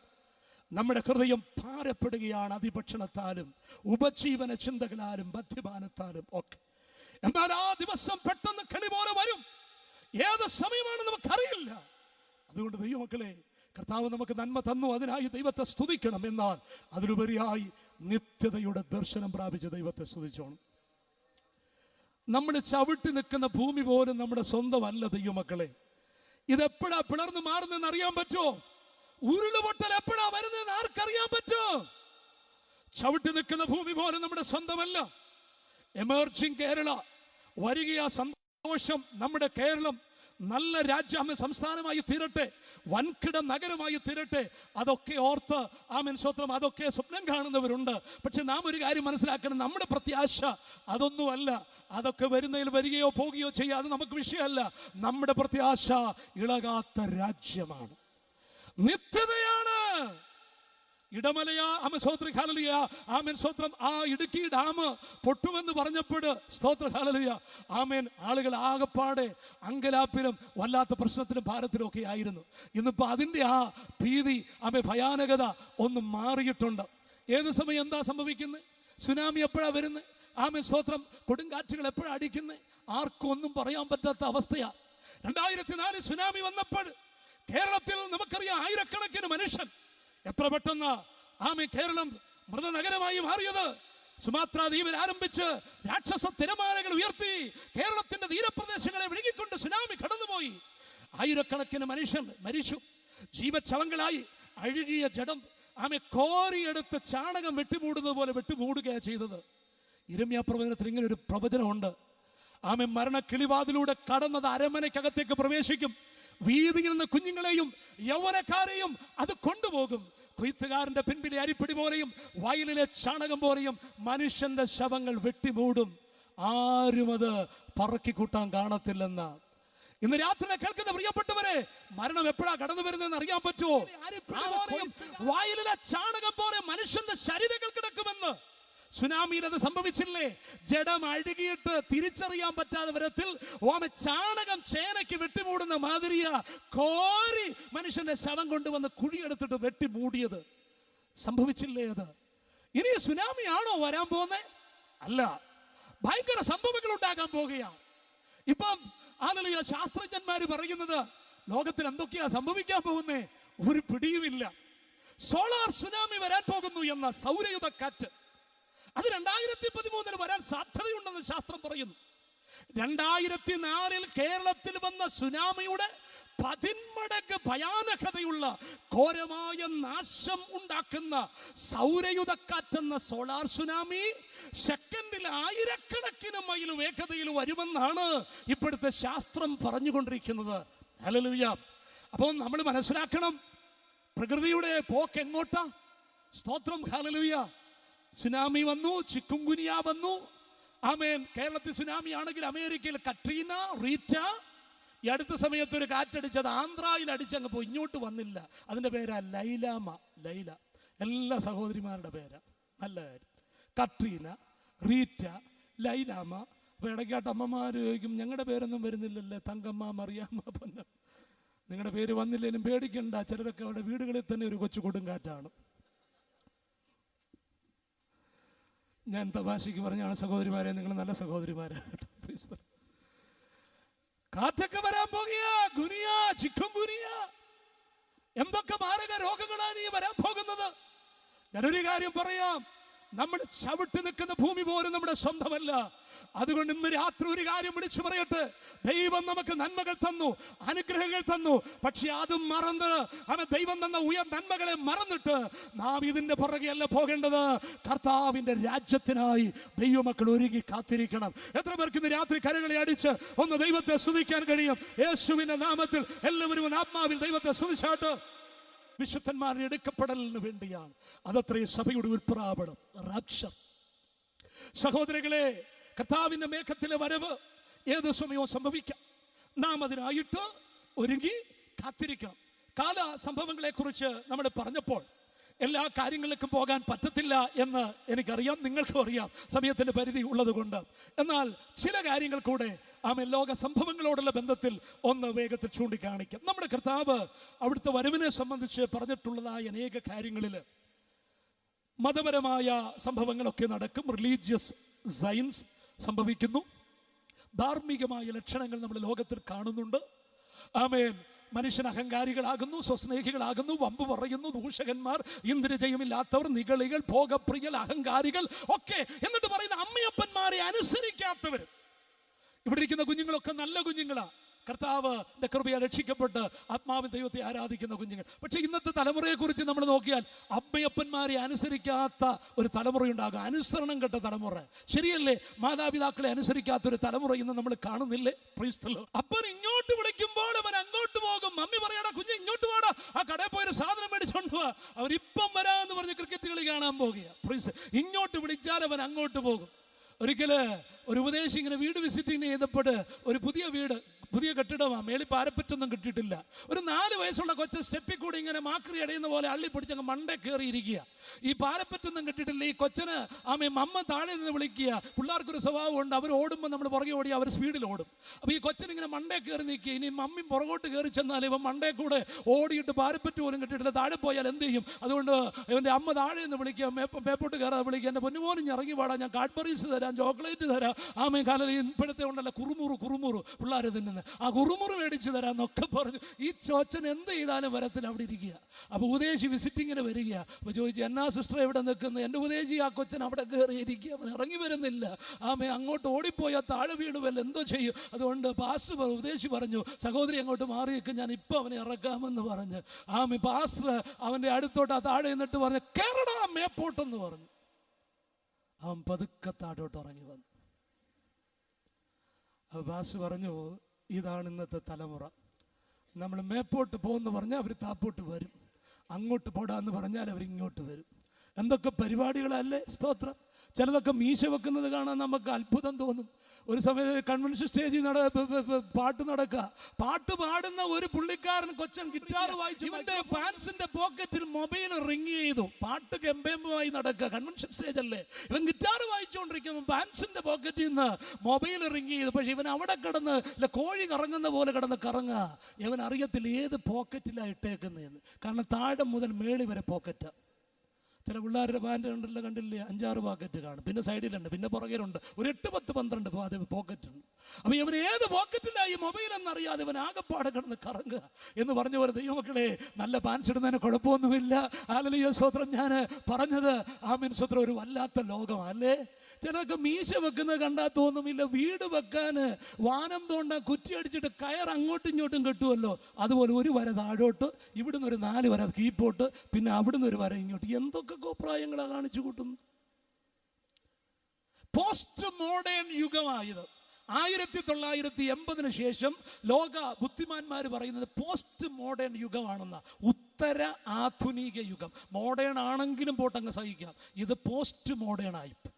തൊപ്പി മുമ്പോട്ടാ വെക്കണ്ടേ, വെയിൽ കൊള്ളാതിരിക്കാൻ ഷെയ്ഡ്. ചിലർ തൊപ്പിയുടെ ഷെയ്ഡ് പുറകോട്ടാ വെക്കുന്നത്, കണ്ടിട്ടില്ലേ? സ്തോത്രം. തലതിരിഞ്ഞാ പോന്നേ. അപ്പോ അങ്ങനെ ഒരു ലോകമായത്, വല്ലാത്ത ലോകം. വഷളന്മാർ, അഹങ്കാരികൾ, ഭോഗപ്രിയർ, ഭക്ഷണപ്രിയർ. ദൈവമക്കളെ, ഞാൻ ഇതൊന്നും ഭക്ഷണം കഴിക്കേണ്ടെന്നൊന്നും അല്ല പറഞ്ഞത്, നല്ല വസ്ത്രം വേണ്ടാന്നൊന്നും അല്ല പറഞ്ഞത്.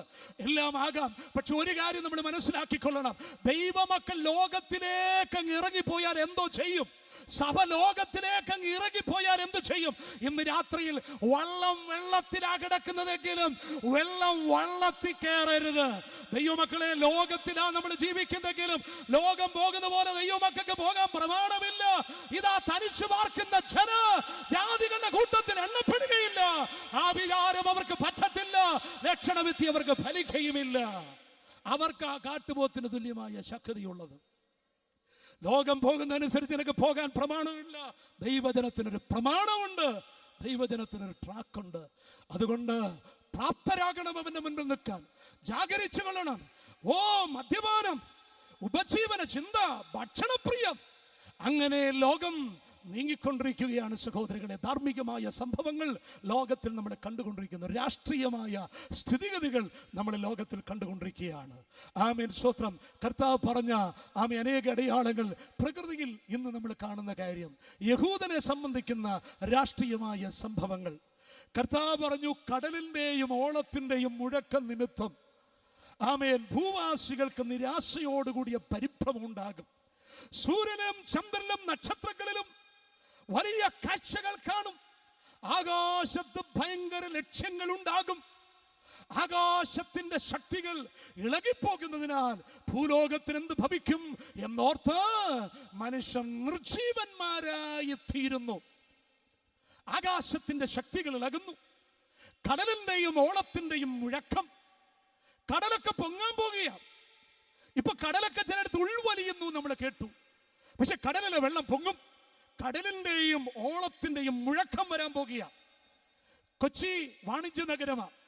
പക്ഷേ ഹല്ലേലൂയ, നമുക്കറിയാം, ഹല്ലേലൂയ, കടലുണ്ട്, കായലുണ്ട്, ഒട്ടനവധി കാര്യങ്ങളൊക്കെ ഉണ്ട്. ചില ശാസ്ത്രജ്ഞന്മാര് അതിനെ സംബന്ധിച്ചൊക്കെ ചില കാര്യങ്ങൾ പറഞ്ഞിട്ടുള്ളത് ഒക്കെ ഉണ്ട്. ഞാൻ അതിലേക്ക് പോകുന്നില്ല. ദ്വീപുകളൊക്കെ വെള്ളത്തിന്റെ അടിയിലേക്ക് പോകാം. കാരണം വെളിപ്പാട് പുസ്തകത്തിലേക്ക് വരുമ്പോൾ 6ാമത്തെ കാഹളത്തെ മുദ്ര പൊട്ടിക്കുമ്പോൾ ചില സംഭവങ്ങൾ നടക്കുന്നു. ആകാശത്ത് ഭയങ്കര കാഴ്ചകൾ ഉണ്ടാകുന്നു. സ്തോത്രം. കടലിന്റെയും ഓളത്തിന്റെയും മുഴക്കം നിമിത്തം ഭൂവാസികൾക്ക് പരിഭ്രമം ഉണ്ടാകും. കടലൊക്കെ വെള്ളം വർദ്ധിക്കും. കാരണം മഞ്ഞുമലകളൊക്കെ ഉരുകാൻ പോകുകയാണ്. ഹിമാലയ പർവ്വതത്തിലും അന്റാർട്ടിക്ക മഞ്ഞുമലകൾ കൊണ്ട് നിറഞ്ഞ ഭൂഖണ്ഡം. ഒരു പച്ചപ്പുല്ല് അവിടെ മുളയ്ക്കത്തില്ല. അന്റാർട്ടിക്കയിലെ മഞ്ഞെല്ലാം കൂടി ഉരുകി കഴിഞ്ഞാൽ എന്താ സംഭവിക്കുന്നത് യുമക്കളെ?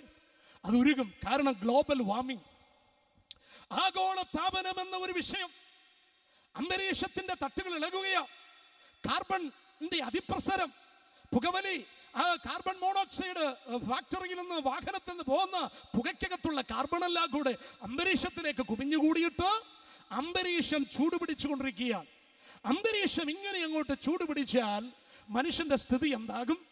അന്തരീക്ഷത്തെ കാലിൽ പുതപ്പിച്ചിരിക്കുന്ന ബ്ലാങ്കറ്റ് പുതപ്പിച്ചിരിക്കുന്ന പോലെ പുതപ്പിച്ചിരിക്കുന്ന ആകാശ തട്ടുകൾ, ലെയേഴ്സ്, അടുക്കുകളൊക്കെ തകർന്നു പോകുന്നതായിട്ടുള്ള കാഴ്ച. ആഗോള താപനമുണ്ടായിട്ടും മഞ്ഞുമലകളൊക്കെ ഉരുവി അന്റാർട്ടിക്കയിലെ മഞ്ഞുകൾ ഹിമം മുഴുവൻ ഉരുകിയിട്ട് ഇതെല്ലാം വെള്ളമായിട്ട് കടലിലേക്ക് പോകുമ്പോൾ കടലിന്റെ ഓളം വർദ്ധിക്കും. അങ്ങനെ കടലിന്റെ ഓളം വർദ്ധിച്ചിട്ട് അനേക ദ്വീപുകൾ ഒക്കെ വെള്ളത്തിന്റെ അടിയിലേക്ക് പോകും എന്നുള്ളത് വേദപുസ്തകത്തിൽ പറഞ്ഞിട്ടുണ്ട്. ഇന്ന് ലോകത്തിലെ ബുദ്ധിജീവികളായ ശാസ്ത്രജ്ഞന്മാരും അതിനെക്കുറിച്ച് പ്രസ്താവിച്ചിരിക്കുന്നു. ഗ്ലോബൽ വാർമിംഗ് ഇന്ന് ഒരു വലിയ പ്രശ്നമായി തീർന്നുകൊണ്ടിരിക്കുകയാണ്. സഹോദരങ്ങളെ, ഞാൻ ആ ഭാഗം നിർത്തട്ടെ. ആകാശത്ത് ഭയങ്കര കാഴ്ചകൾ ഉണ്ടാകും, ലക്ഷ്യങ്ങൾ. ക്യൂരിയോസിറ്റി പോയി, സുനിത തുടങ്ങിയ വില്യംസ് തുടങ്ങി ശൂന്യാകാശ പേടകത്തില് ശൂന്യാകാശത്ത് എത്രയോ ദിവസങ്ങളായി ലോക ശാസ്ത്രജ്ഞന്മാര്, ആളുകൾ സ്പേസ് കാലലിയ പഠനം നടത്തിക്കൊണ്ടിരിക്കുന്നു. സ്പേസിൽ കോളനി ഉണ്ടാക്കാൻ പോകുന്നു അമേരിക്ക. സ്പേസിൽ ആളുകളെ താമസിപ്പിക്കാൻ വേണ്ടിയുള്ള സംവിധാനങ്ങൾ, വലിയ ടെന്നീസ് കോർട്ട്, സ്വിമ്മിംഗ് പൂള് പോലെ വീടുകള്, ജീവിക്കാൻ കഴിയുന്നതായിട്ടുള്ള സംവിധാനങ്ങൾ സ്പേസിൽ കോളനി ഉണ്ടാക്കാൻ പോകുന്നു. കോടിക്കണക്കിന് ഡോളർ അതിന് ചിലവുണ്ട്. 2 വർഷം വരെയുള്ള ഒരാൾക്ക് സ്പേസിൽ പാർക്കാം. ഇപ്പോൾ തന്നെ ലോകത്തിലെ കോടീശ്വരന്മാർ അത് ബുക്ക് ചെയ്ത് കഴിഞ്ഞിരിക്കുകയാണ്. റാന്നിയിൽ ഒരു അച്ചായനും ബുക്ക് ചെയ്തിട്ടുള്ളതായിട്ട് ആരോ പറയുന്നത് കേട്ടിട്ടുണ്ട്. ദുബായിലെ ഒരു കോടീശ്വരൻ 6 കോടി കൊടുത്ത് ബുക്ക് ചെയ്തിരിക്കുക. ഷട്ടിൽ അങ്ങോട്ട് കൊണ്ടുപോകും. പുള്ളി ആധാരം മേടിച്ച് കശത്ത് വെച്ചുകൊണ്ട് നടക്കുക. എൻ്റെ ദൈവമക്കളെ, കോടിക്കണക്കിന് പണമുള്ള അത് ധനാഠ്യരായിട്ടുള്ള ആളുകൾ സ്പേസിലെ കോളനിയിൽ ഇപ്പോഴേ റൂം ബുക്ക് ചെയ്തിരിക്കുക. എന്നാൽ ഇന്ന് രാത്രി ഒരു സന്തോഷം ഞാൻ നിങ്ങളോട് പറയാം, കോടിക്കണക്കിന് ഡോളർ കൊടുത്തെങ്കിലേ 2 വർഷം സ്പേസ് നിൽക്കാൻ പറ്റത്തുള്ളൂ. എന്നാൽ ഇന്ന് രാത്രിയിൽ നീ ഒരു വിലയും കൊടുക്കാതെ യേശുക്രിസ്തുവിൽ വിശ്വസിച്ച് പാപങ്ങൾ ഏറ്റുപറഞ്ഞ് രക്ഷിക്കപ്പെട്ട് സ്നാനപ്പെട്ട് നിന്റെ പേര് ജീവന്റെ പുസ്തകത്തിൽ എഴുതാമെങ്കിലുണ്ടല്ലോ, 7 വർഷം കർത്താവിനോടുകൂടെ നിനക്ക് സ്പേസിൽ പാർക്കാം. അവൻ ഇറങ്ങി വരാൻ പോകുക ആകാശമേഘങ്ങളിൽ നമ്മെ ചേർത്ത് കൊണ്ടുപോകാൻ. Price the Lord. ഇന്ന് രാത്രി പ്രത്യാശയുള്ളവർക്കാണ് ഞാൻ ദൈവത്തെ സ്തുതിക്കുന്നു. ആകാശത്ത് ഭയങ്കര കാഴ്ചകൾ ഉണ്ടാകും. ആകാശത്ത് കാഴ്ചകൾ നമ്മൾ കണ്ടുകൊണ്ടിരിക്കുന്നു. സൂര്യനും ചന്ദ്രനിലും നക്ഷത്രങ്ങളിലും വലിയ അടയാളങ്ങൾ സംഭവിക്കുന്നു. സൂര്യനിലെ ഹൈഡ്രജൻ ഹീലിയമായി കത്തിച്ചൊരിച്ചുകൊണ്ടിരിക്കുകയാണ്. ഭൂമിയേക്കാൾ 9,30,00,000 മൈലുകൾക്കപ്പുറത്ത് നിൽക്കുന്ന സൂര്യൻ, ആ സൂര്യനിൽ ആമേ കളങ്കങ്ങൾ ഉണ്ടാക്കിക്കൊണ്ടിരിക്കുന്നു. സൂര്യനിൽ ആമേൻ സ്വത്രം അതേ ദ്വാരങ്ങൾ വീടുന്നു. സൂര്യൻ കരിമ്പടം പോലെ കറുക്കുമെന്ന് വേദപുസ്തകം പറയുന്നു. ചന്ദ്രൻ രക്തതുല്യമാകുമെന്ന് ബൈബിൾ പറയുന്നു. അങ്ങനെ സൂര്യനിലെ ഈ പുറപ്പെടുന്നതായിട്ടുള്ള ആമേൻ സ്തോത്രം ചൂട് നമുക്ക് തരുന്ന നല്ല രശ്മികളുണ്ട്. അതാണ് നമ്മെ മനുഷ്യാദിവാസി യോഗ്യമാക്കി ഭൂമി മാറ്റുന്നത്. അത് വന്നില്ലെങ്കിൽ ഭൂമി മഞ്ഞുകെട്ടിയായി മാറും, നമുക്കിവിടെ പാർക്കാൻ പറ്റാതെ വരും. എന്നാൽ അതേ സൂര്യനിൽ നിന്ന് പുറപ്പെടുന്ന വിഷരശ്മിയുണ്ട്, അൾട്രാ വയലറ്റ് രശ്മി. ആ അൾട്രാ വയലറ്റ് രശ്മികളാണ് ക്യാൻസർ രോഗം വർദ്ധിപ്പിക്കുന്നത്. അൾട്രാ വയലറ്റ് രശ്മി നേരെ ഭൂമിയിലേക്ക് പതിച്ചാൽ ഇവിടെ ജീവജാലങ്ങൾക്ക് ജീവിതം ദുസ്സഹമാകും, ജീവിക്കാൻ പറ്റാതെ വരും. ഈ അൾട്രാ വയലറ്റ് എന്ന വിഷരശ്മി അന്തരീക്ഷത്തെ തടഞ്ഞു നിർത്തുന്ന ഒരു മണ്ഡലമുണ്ട്. അതിൻ്റെ പേരാണ് ഓസോൺ ലെയർ. ഓസോൺ ലെയർ എന്ന് പറയുന്ന ഒരു അരിപ്പയാണ്. സഹോദരിമാര് ചായ അരിക്കുന്നത് പോലെ അരിപ്പയ്ക്കകത്ത് ചായ അരിക്കുമ്പോൾ തേയില അതിനകത്ത് അരിപ്പയ്ക്കകത്ത് കിടക്കുന്ന പോലെ ഓസോൺ പാളി എന്ന് പറയുന്നത് ഒരു അരിപ്പയാണ്. അത് വിഷരശ്മിയായ അൾട്രാ വയലറ്റ് രശ്മി അവിടെ വെച്ച് തടഞ്ഞു നിർത്തും. നമുക്ക് ആവശ്യമുള്ള നല്ല രശ്മികൾ അത് അരിപ്പയിൽ കൂടെ പുറത്തേക്ക് വരും. അതാണ് നമുക്ക് ലഭിക്കുന്ന നല്ല രശ്മി. ഈ അൾട്രാ വയലറ്റ് രശ്മി ഓസോൺ പാളിയാണ് തടഞ്ഞു നിർത്തുന്നത്. പക്ഷേ ഈ ഓസോൺ പാളി ഇന്ന് നശിക്കുന്നു. ഓസോൺ പാളിക്ക് ശിശിരം വീഴുന്നു. തമോ ദ്വാരങ്ങൾ ഉണ്ടായിക്കൊണ്ടിരിക്കുന്നു. ഓസോൺ പാളി നശിച്ചു കഴിഞ്ഞാൽ വിഷരശ്മി നേരെ ഭൂമിയിലേക്ക് പതിക്കും. ക്യാൻസർ രോഗികളുടെ എണ്ണങ്ങൾ വർദ്ധിക്കും. മനുഷ്യൻ ചേമ്പ് പുഴുങ്ങുന്നത് പോലെ പുഴുങ്ങി വല്ലാത്ത പരുവത്തിലാകും. വ്യാധികളും ബാധകളും ഉണ്ടാകും എന്ന് വേദപുസ്തകം പറയുന്നു. അങ്ങനെയുള്ള പ്രവചനങ്ങൾ ഇന്ന് സംഭവിക്കുന്നു. സഹോദരങ്ങളെ, ഞാൻ പറഞ്ഞത് ആകാശത്ത് ഭയങ്കര കാഴ്ചകളുണ്ടാകും. സൂര്യനിലും ചന്ദ്രനിലും നമ്മൾ ലക്ഷ്യങ്ങൾ കാണുന്നുണ്ട്. കടലിന്റെയും ഓളത്തിന്റെയും മുഴക്കം, ആകാശത്തിന്റെ ശക്തികൾ ഇളകി പോകുന്നതിനാൽ ഭൂലോകത്തിന് എന്ത് ഭവിക്കും നമുക്കറിയില്ല. എന്നെ കേൾക്കുന്ന പ്രിയപ്പെട്ടവരെ, ഇതൊക്കെ നമ്മൾ കാണുമ്പോൾ ഒരു കാര്യം നമ്മൾ ഓർക്കണം. യേശു കർത്താവ് ഇതാ അടുക്കൽ വാതിൽക്കലായിരിക്കുന്നു. ഇന്ന് രാത്രി പ്രത്യാശയുള്ള ദൈവമക്കൾ കരകളെ അടിച്ച് കർത്താവിനെ സ്തുതിക്കുക. പാത്രങ്ങളിൽ എണ്ണ നിറച്ചു കൊള്ളുക. ഓ, വിളക്കുകൾ പ്രകാശിക്കട്ടെ. യേശു വേഗം വരൂ. അവൻ നമ്മെ ചേർക്കുവാനായി, നമ്മെ കൊണ്ടുപോകുവാൻ കർത്താവ് വരും. രാഷ്ട്രീയ സംഭവങ്ങളെ കുറിച്ച് കർത്താവ് പറയുന്ന അനേക കാര്യങ്ങളിൽ ഇസ്രായേൽ ജാതിയെ സംബന്ധിക്കുന്ന ചില കാര്യങ്ങൾ ഞാൻ 2-3 മിനിറ്റിനുള്ളിൽ വേഗം പറഞ്ഞിട്ട് നമ്മുടെ സമാപന കാര്യങ്ങളിലേക്ക് നാം വേഗത്തിൽ കടക്കുന്നതാണ്. പ്രിയപ്പെട്ടവരെ, കർത്താവ് യഹൂദ രാജ്യത്തെ സംബന്ധിച്ച് അനവധി പ്രവചനങ്ങൾ കർത്താവ് പറഞ്ഞിരിക്കുന്നതും തിരുവെഴുത്തിൽ നമ്മൾ കാണുന്നുണ്ട്. ഇന്ന് നമുക്കറിയാം, പത്രം വായിക്കുന്ന ഏതൊരു വ്യക്തിക്കും ബൈബിൾ പ്രവചനം കൂടെ ചേർത്ത് നോക്കുമ്പോൾ ഇറാൻ ആണവ റിയാക്ടറുകൾ സമ്പുഷ്ട യുറേനിയം ഉണ്ടാക്കിക്കൊണ്ടിരിക്കുന്നു. അണു രാജ്യമായി, ആറ്റമിക് പവറുള്ള രാജ്യമായി ഇറാൻ വരണം എന്നുള്ളത് ബൈബിൾ പ്രവചനങ്ങൾ കൂടെയാണ്. ഇസ്രായേൽ എങ്ങനെ ആണവ റിയാക്ടറുകൾ നശിപ്പിക്കാം എന്ന് കിണഞ്ഞ് ബുദ്ധി ശ്രമിച്ചുകൊണ്ടിരിക്കുന്നു. അമേരിക്കയുടെ സഹായം കൂടാതെ ഇറാനിലെ ആണവ റിയാക്ടറുകൾ തകർക്കാൻ കഴിയത്തില്ല എന്ന് ഇസ്രായേൽ മനസ്സിലാക്കുന്നു. മിഡിൽ ഈസ്റ്റ് മറ്റൊരു യുദ്ധത്തിലേക്ക് തയ്യാറെടുത്തുകൊണ്ടിരിക്കുന്നു. ലോകരാഷ്ട്രങ്ങളുടെ സംഭവവികാസങ്ങൾ അത് നമ്മെ തെളിയിക്കുന്നു, വിളിച്ചറിയിക്കുന്നു. ജാതികളുടെ കാലം തികയുവോളം ജാതികൾ യെരൂശലേമിനെ ചവിട്ടും എന്ന് കർത്താവ് പറഞ്ഞു. കർത്താവിന്റെ വരവിനെ സംബന്ധിച്ച് മത്തായി 24-ാം അധ്യായത്തിൽ നമ്മുടെ വാഴ്ത്തപ്പെട്ട കർത്താവ് അനേക കാര്യങ്ങൾ പറഞ്ഞിരിക്കുമ്പോൾ ജാതി ജാതിയോട് എതിർക്കും, രാജ്യം രാജ്യത്തോട് എതിർക്കും, ക്ഷാമവും ഭൂകമ്പവും യുദ്ധവും യുദ്ധശ്രുതികളും അവിടെവിടങ്ങളായിട്ട് കേൾക്കും എന്ന് കർത്താവ് പറഞ്ഞു. ഇതൊക്കെ ഈറ്റുനോവിന്റെ ആരംഭം ആകുന്നു എന്ന്. ഈറ്റുനോവിന്റെ ആരംഭമാണ് പ്രിയപ്പെട്ടവരെ. ഈറ്റുനോവ് തുടങ്ങിയിട്ടില്ല, ഈറ്റുനോവ് തുടങ്ങാൻ പോകുന്നതേ ഉള്ളൂ. ഇത് ഈറ്റുനോവിന്റെ ഒരു ആരംഭം മാത്രമാണ്. Beginning of the birth pain, labour pain. ഈറ്റുനോവ് എന്ന് പറയുന്ന സഹോദരിമാർക്കാണ് മനസ്സിലാക്കാൻ കഴിയുന്നത്, പുരുഷന്മാരെക്കാൾ. ഗൈനക്കോളജിക്കൽ വേർഡാണല്ലോ ഈറ്റുനോവ്. ഈറ്റുനോവ് ആരംഭിച്ചു കഴിഞ്ഞാൽ ആ പെയിന്റെ തീവ്രത കൂടിക്കൊണ്ടിരിക്കും. അങ്ങനെ വേദന കൂടി, പെയിൻ കൂടി കൂടി വന്നിട്ട് പ്രസവം നടക്കും. ഈറ്റുനോവിന്റെ ആരംഭം എന്ന് കർത്താവ് പറഞ്ഞു. ഈറ്റുനോവല്ല, ഈറ്റുനോവിന്റെ ആരംഭം. അപ്പൊ ഇന്ന് കാണുന്ന സംഭവങ്ങളൊക്കെ ഈറ്റുനോവല്ല, ഈറ്റുനോവിന്റെ ആരംഭമാണ്. ഇത് ഈറ്റുനോവിന്റെ ആരംഭം എന്ന യേശു മത്തായി 24 പറഞ്ഞത്. അപ്പൊ ഈറ്റുനോവ് വരാൻ പോകുന്നതേ ഉള്ളൂ. ഭയങ്കര സംഭവങ്ങൾ നടക്കാൻ പോകുന്നു. അങ്ങനെയുള്ള ലക്ഷണങ്ങൾ ഒന്നാണ് ജാതികളുടെ കാലം തികയുവോളം ജാതികൾ യെരൂശലേമിനെ ചവിട്ടും എന്നുള്ളത്. ഇന്ന് നമുക്കറിയാം, യെരൂശലേം ലോകരാഷ്ട്രങ്ങൾ മുഴുവൻ ലക്ഷ്യം വെച്ചിരിക്കുക. അടുത്തൊരു യുദ്ധത്തിന് വേണ്ടി ലോകരാഷ്ട്രങ്ങൾ തയ്യാറെടുത്തുകൊണ്ടിരിക്കും.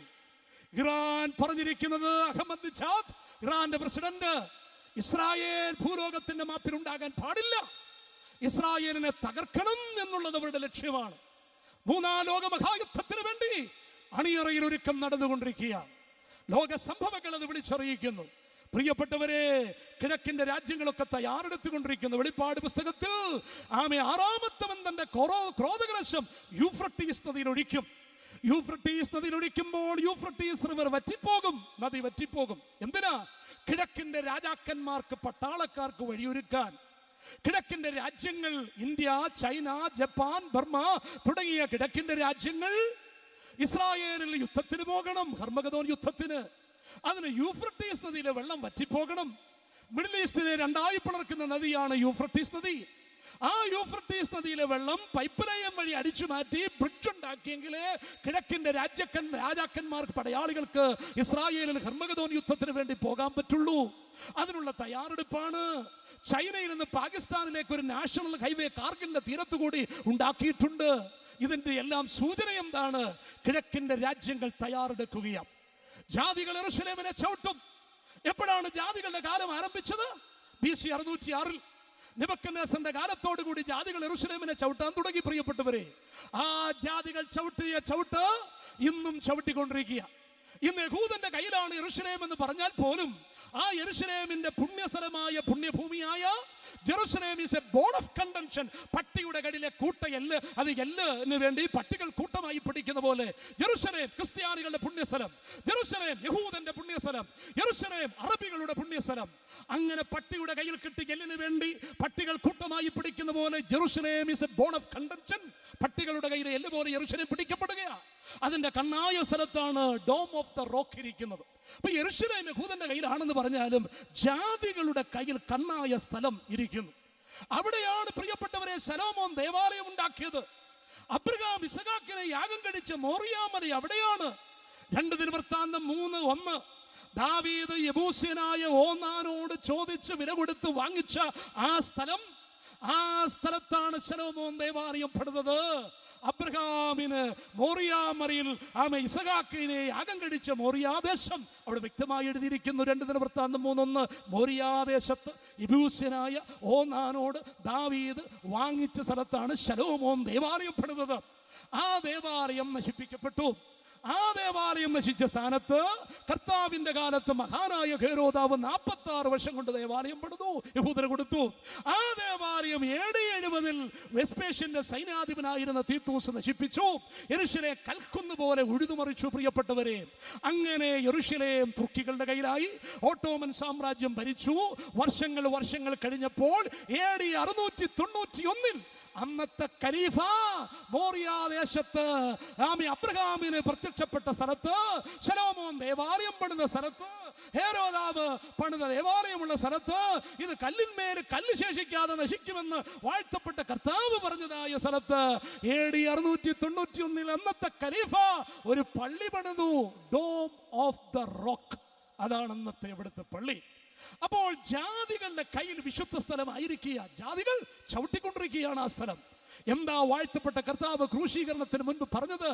മത്തായി 21 അധ്യായത്തിൽ എൻ്റെ ആലയം സകല ജാതികൾക്കുമുള്ള പ്രാർത്ഥനാലയം എന്ന് വിളിക്കപ്പെടും എന്ന് പറഞ്ഞ കർത്താവ് വിൽക്കുന്നവരെയും വാങ്ങുന്നവരെയും ചാട്ടവാറ് കൊണ്ട് ആട്ടിപ്പുറത്താക്കി ആത്മാവിൽ എരിവോടെ പ്രവർത്തിച്ച കർത്താവ് കുറച്ച് സമയം കഴിഞ്ഞപ്പോൾ, മണിക്കൂറുകൾ കഴിഞ്ഞപ്പോൾ പറഞ്ഞു. എന്താ പറഞ്ഞത്? ശൂന്യമായി തീരുമെന്ന്. മത്തായി 21 എൻ്റെ ആലയം എൻ്റെ പിതാവിന്റെ പ്രാർത്ഥനാലയം എന്ന് വിളിക്കപ്പെടും. സകല ജാതികൾക്കും വേണ്ടി ഒരു വാതിൽ വെട്ടി തുറന്നു. യഹൂദനെ തള്ളി ജാതികളിലേക്ക് ക്രിസ്തു വന്നു. സകല ജാതികളെയും ആ പ്രാർത്ഥനാലയത്തിലേക്ക് വിളിച്ച കർത്താവ് കുറച്ചു സമയം കഴിഞ്ഞപ്പോൾ ക്രിസ്തു പറഞ്ഞു, യെരൂശലേമേ, പ്രവാചകന്മാരെ കൊന്നവളെ, കോഴി തന്റെ കുഞ്ഞുങ്ങളെ ചിറകിൻ മറവിൽ ചേർക്കുന്ന പോലെ നിങ്ങളെ എൻ്റെ അടുക്കലേക്ക് ചേർക്കാൻ എനിക്ക് എത്ര വട്ടം മനസ്സായിരുന്നു, എത്ര വട്ടം, പക്ഷെ നിങ്ങൾക്ക് മനസ്സിലായില്ല. എന്നിട്ട് കർത്താവ് പറഞ്ഞു, നിങ്ങളുടെ ഭവനം ശൂന്യമാകും. ശ്രദ്ധിക്കണം, എന്റെ ആലയം എന്ന് പറഞ്ഞ ക്രിസ്തു, എന്റെ പിതാവിന്റെ ഭവനം എന്ന് പറഞ്ഞ ക്രിസ്തു ദിവസങ്ങൾക്കുള്ളിൽ പറഞ്ഞു നിങ്ങളുടെ ആലയം ശൂന്യമാകാൻ പോകുക. അതാണ് മത്തായി 24 ഇത് കല്ലിന്മേല് കല്ല് ശേഷിക്കാതെ നശിക്കുമെന്ന് പറഞ്ഞത്. അത് സംഭവിച്ചില്ലേ?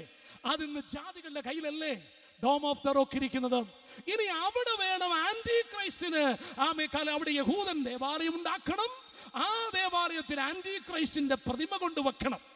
ആ ദേവാലയത്തിൽ അവന്റെ പ്രതിമ കൊണ്ട് വെച്ചിട്ട് കർത്താവ് മത്തായി 24 പറഞ്ഞ ശൂന്യമാക്കുന്ന മ്ലേച്ഛത വിശുദ്ധ സ്ഥലത്ത് നിൽക്കും എന്ന് കർത്താവ് പറഞ്ഞ പ്രവചനത്തിന് നിവൃത്തി ഉണ്ടാകണം.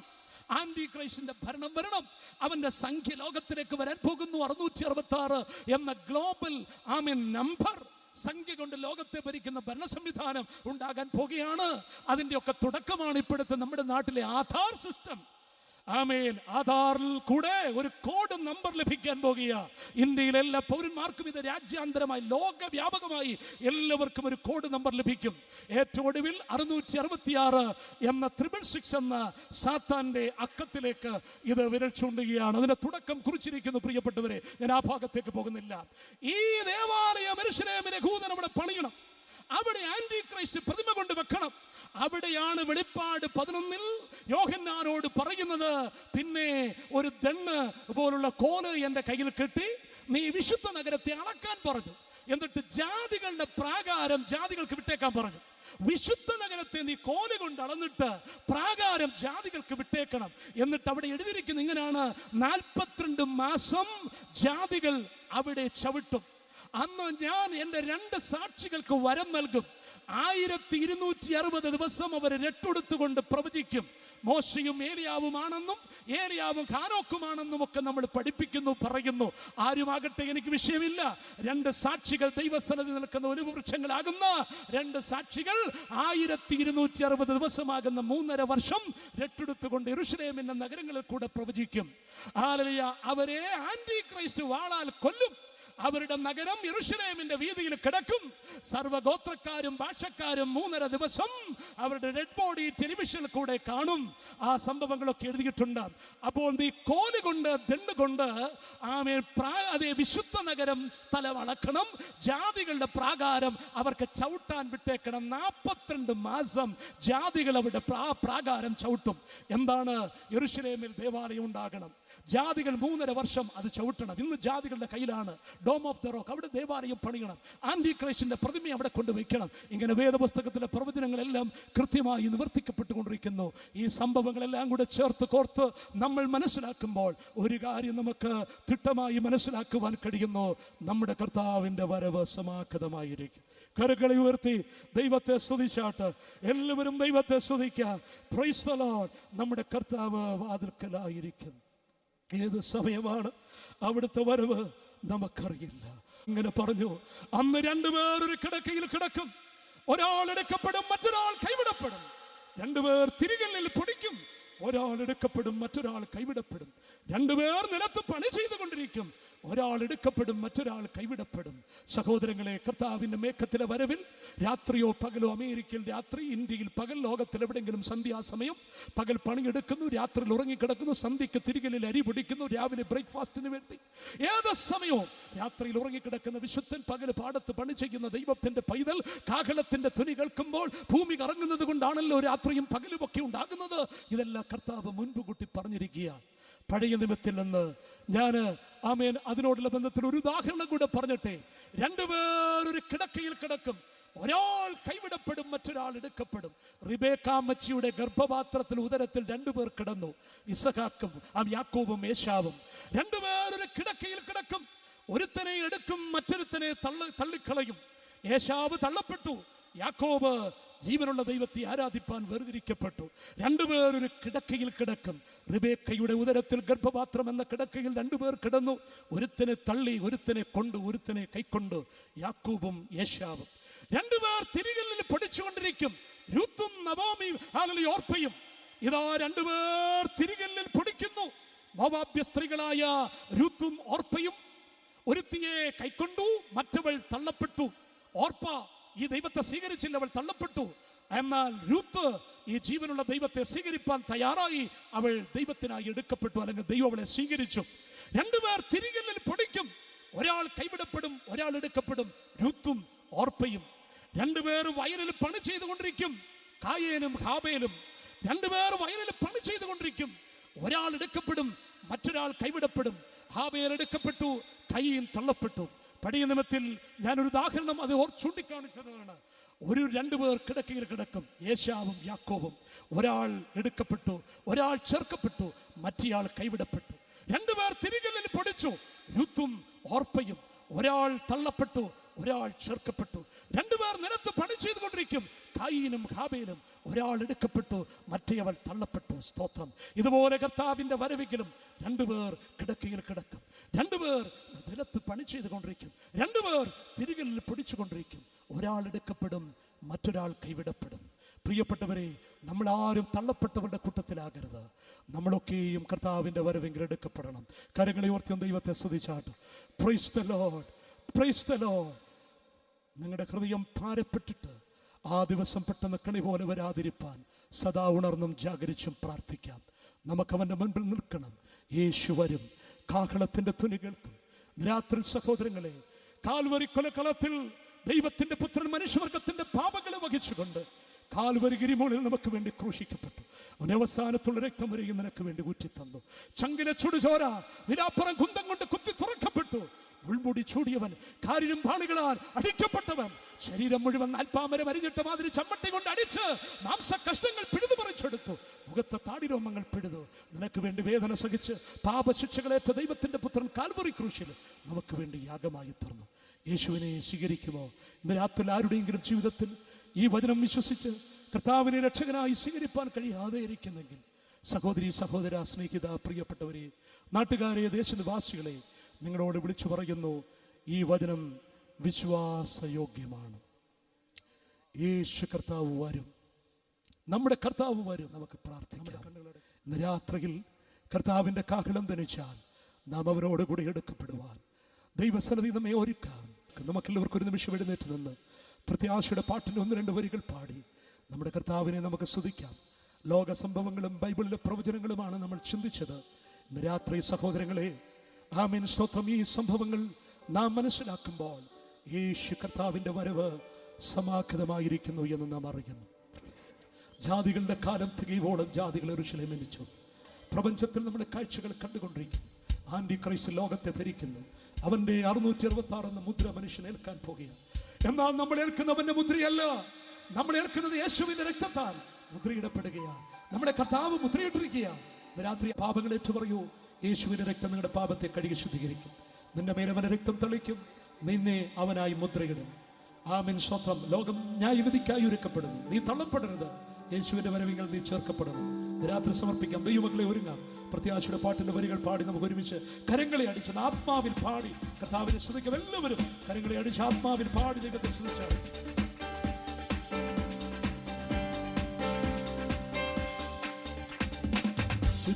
തികച്ചു നാം ഒരുങ്ങി നിൽക്കാം. പ്രിയൻ വരുവതിൽ താമസമേറയില്ല. വിശുദ്ധിയെ തികച്ചു നാം ഒരുങ്ങി നിൽക്കാം. പ്രിയൻ വരുവതിൽ താമസമേറയില്ല. തന്റെ വാഗ്ദത്തങ്ങൾ പലതും നിറവേറുന്നേ ഒരു നേടാം. തന്റെ വാഗ്ദത്തങ്ങൾ പലതും നിറവേറുന്നേ ഒരു നേടാം. വിശുദ്ധിയെ തികച്ചു നാം ഒരുങ്ങി നിൽക്കാൻ. പ്രിയൻ വരുവതിൽ താമസമേറയില്ല. വിശുദ്ധിയെ തികച്ചു നാം ഒരുങ്ങി നിൽക്കാൻ. പ്രിയൻ വരുവതിൽ താമസമേറയില്ല. ആകാശത്തിൻ ശക്തി ഇളകുന്നത് ഭൂവിനെന്തു ഭവിക്കുമെന്നോർത്തുകൊണ്ട്. ആകാശത്തിൻ ശക്തി ഇളകുന്നത് ഭൂവിനെന്തു ഭവിക്കുമെന്നോർത്തുകൊണ്ട്.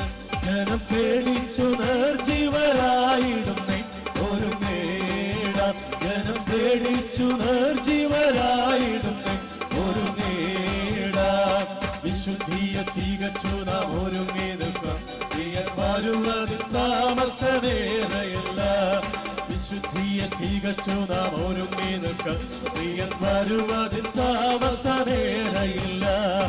യുദ്ധങ്ങൾ, ക്ഷാമങ്ങൾ, ഭൂകമ്പം, പല വ്യാധികളാൽ ജനം നശിച്ചിടുന്നു. രാജ്യം രാജ്യങ്ങളോടകത്തു തുടങ്ങിയല്ലോ ഒരു നേടാം. രാജ്യം രാജ്യങ്ങളോടകത്തു തുടങ്ങിയല്ലോ ഒരു നേടാം. വിശുദ്ധിയെ തികച്ചു നാം പ്രിയൻ വരുവതിൽ താമസമേറയില്ല. വിശുദ്ധിയെ തികച്ചു നാം ഒരുങ്ങി നിൽക്കാം.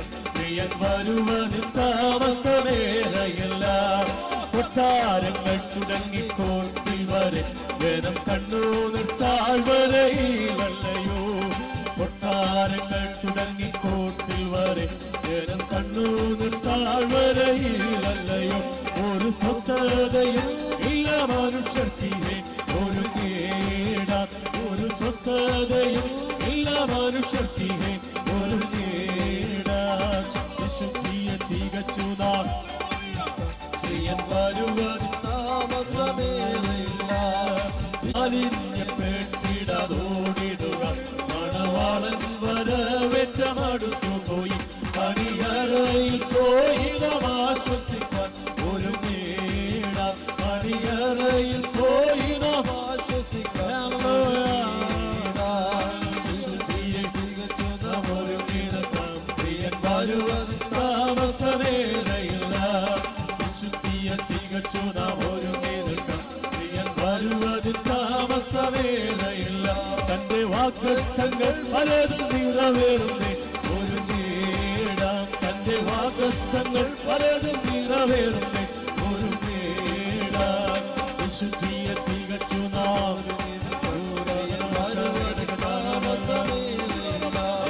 വിശുദ്ധിയെ തികച്ചു നാം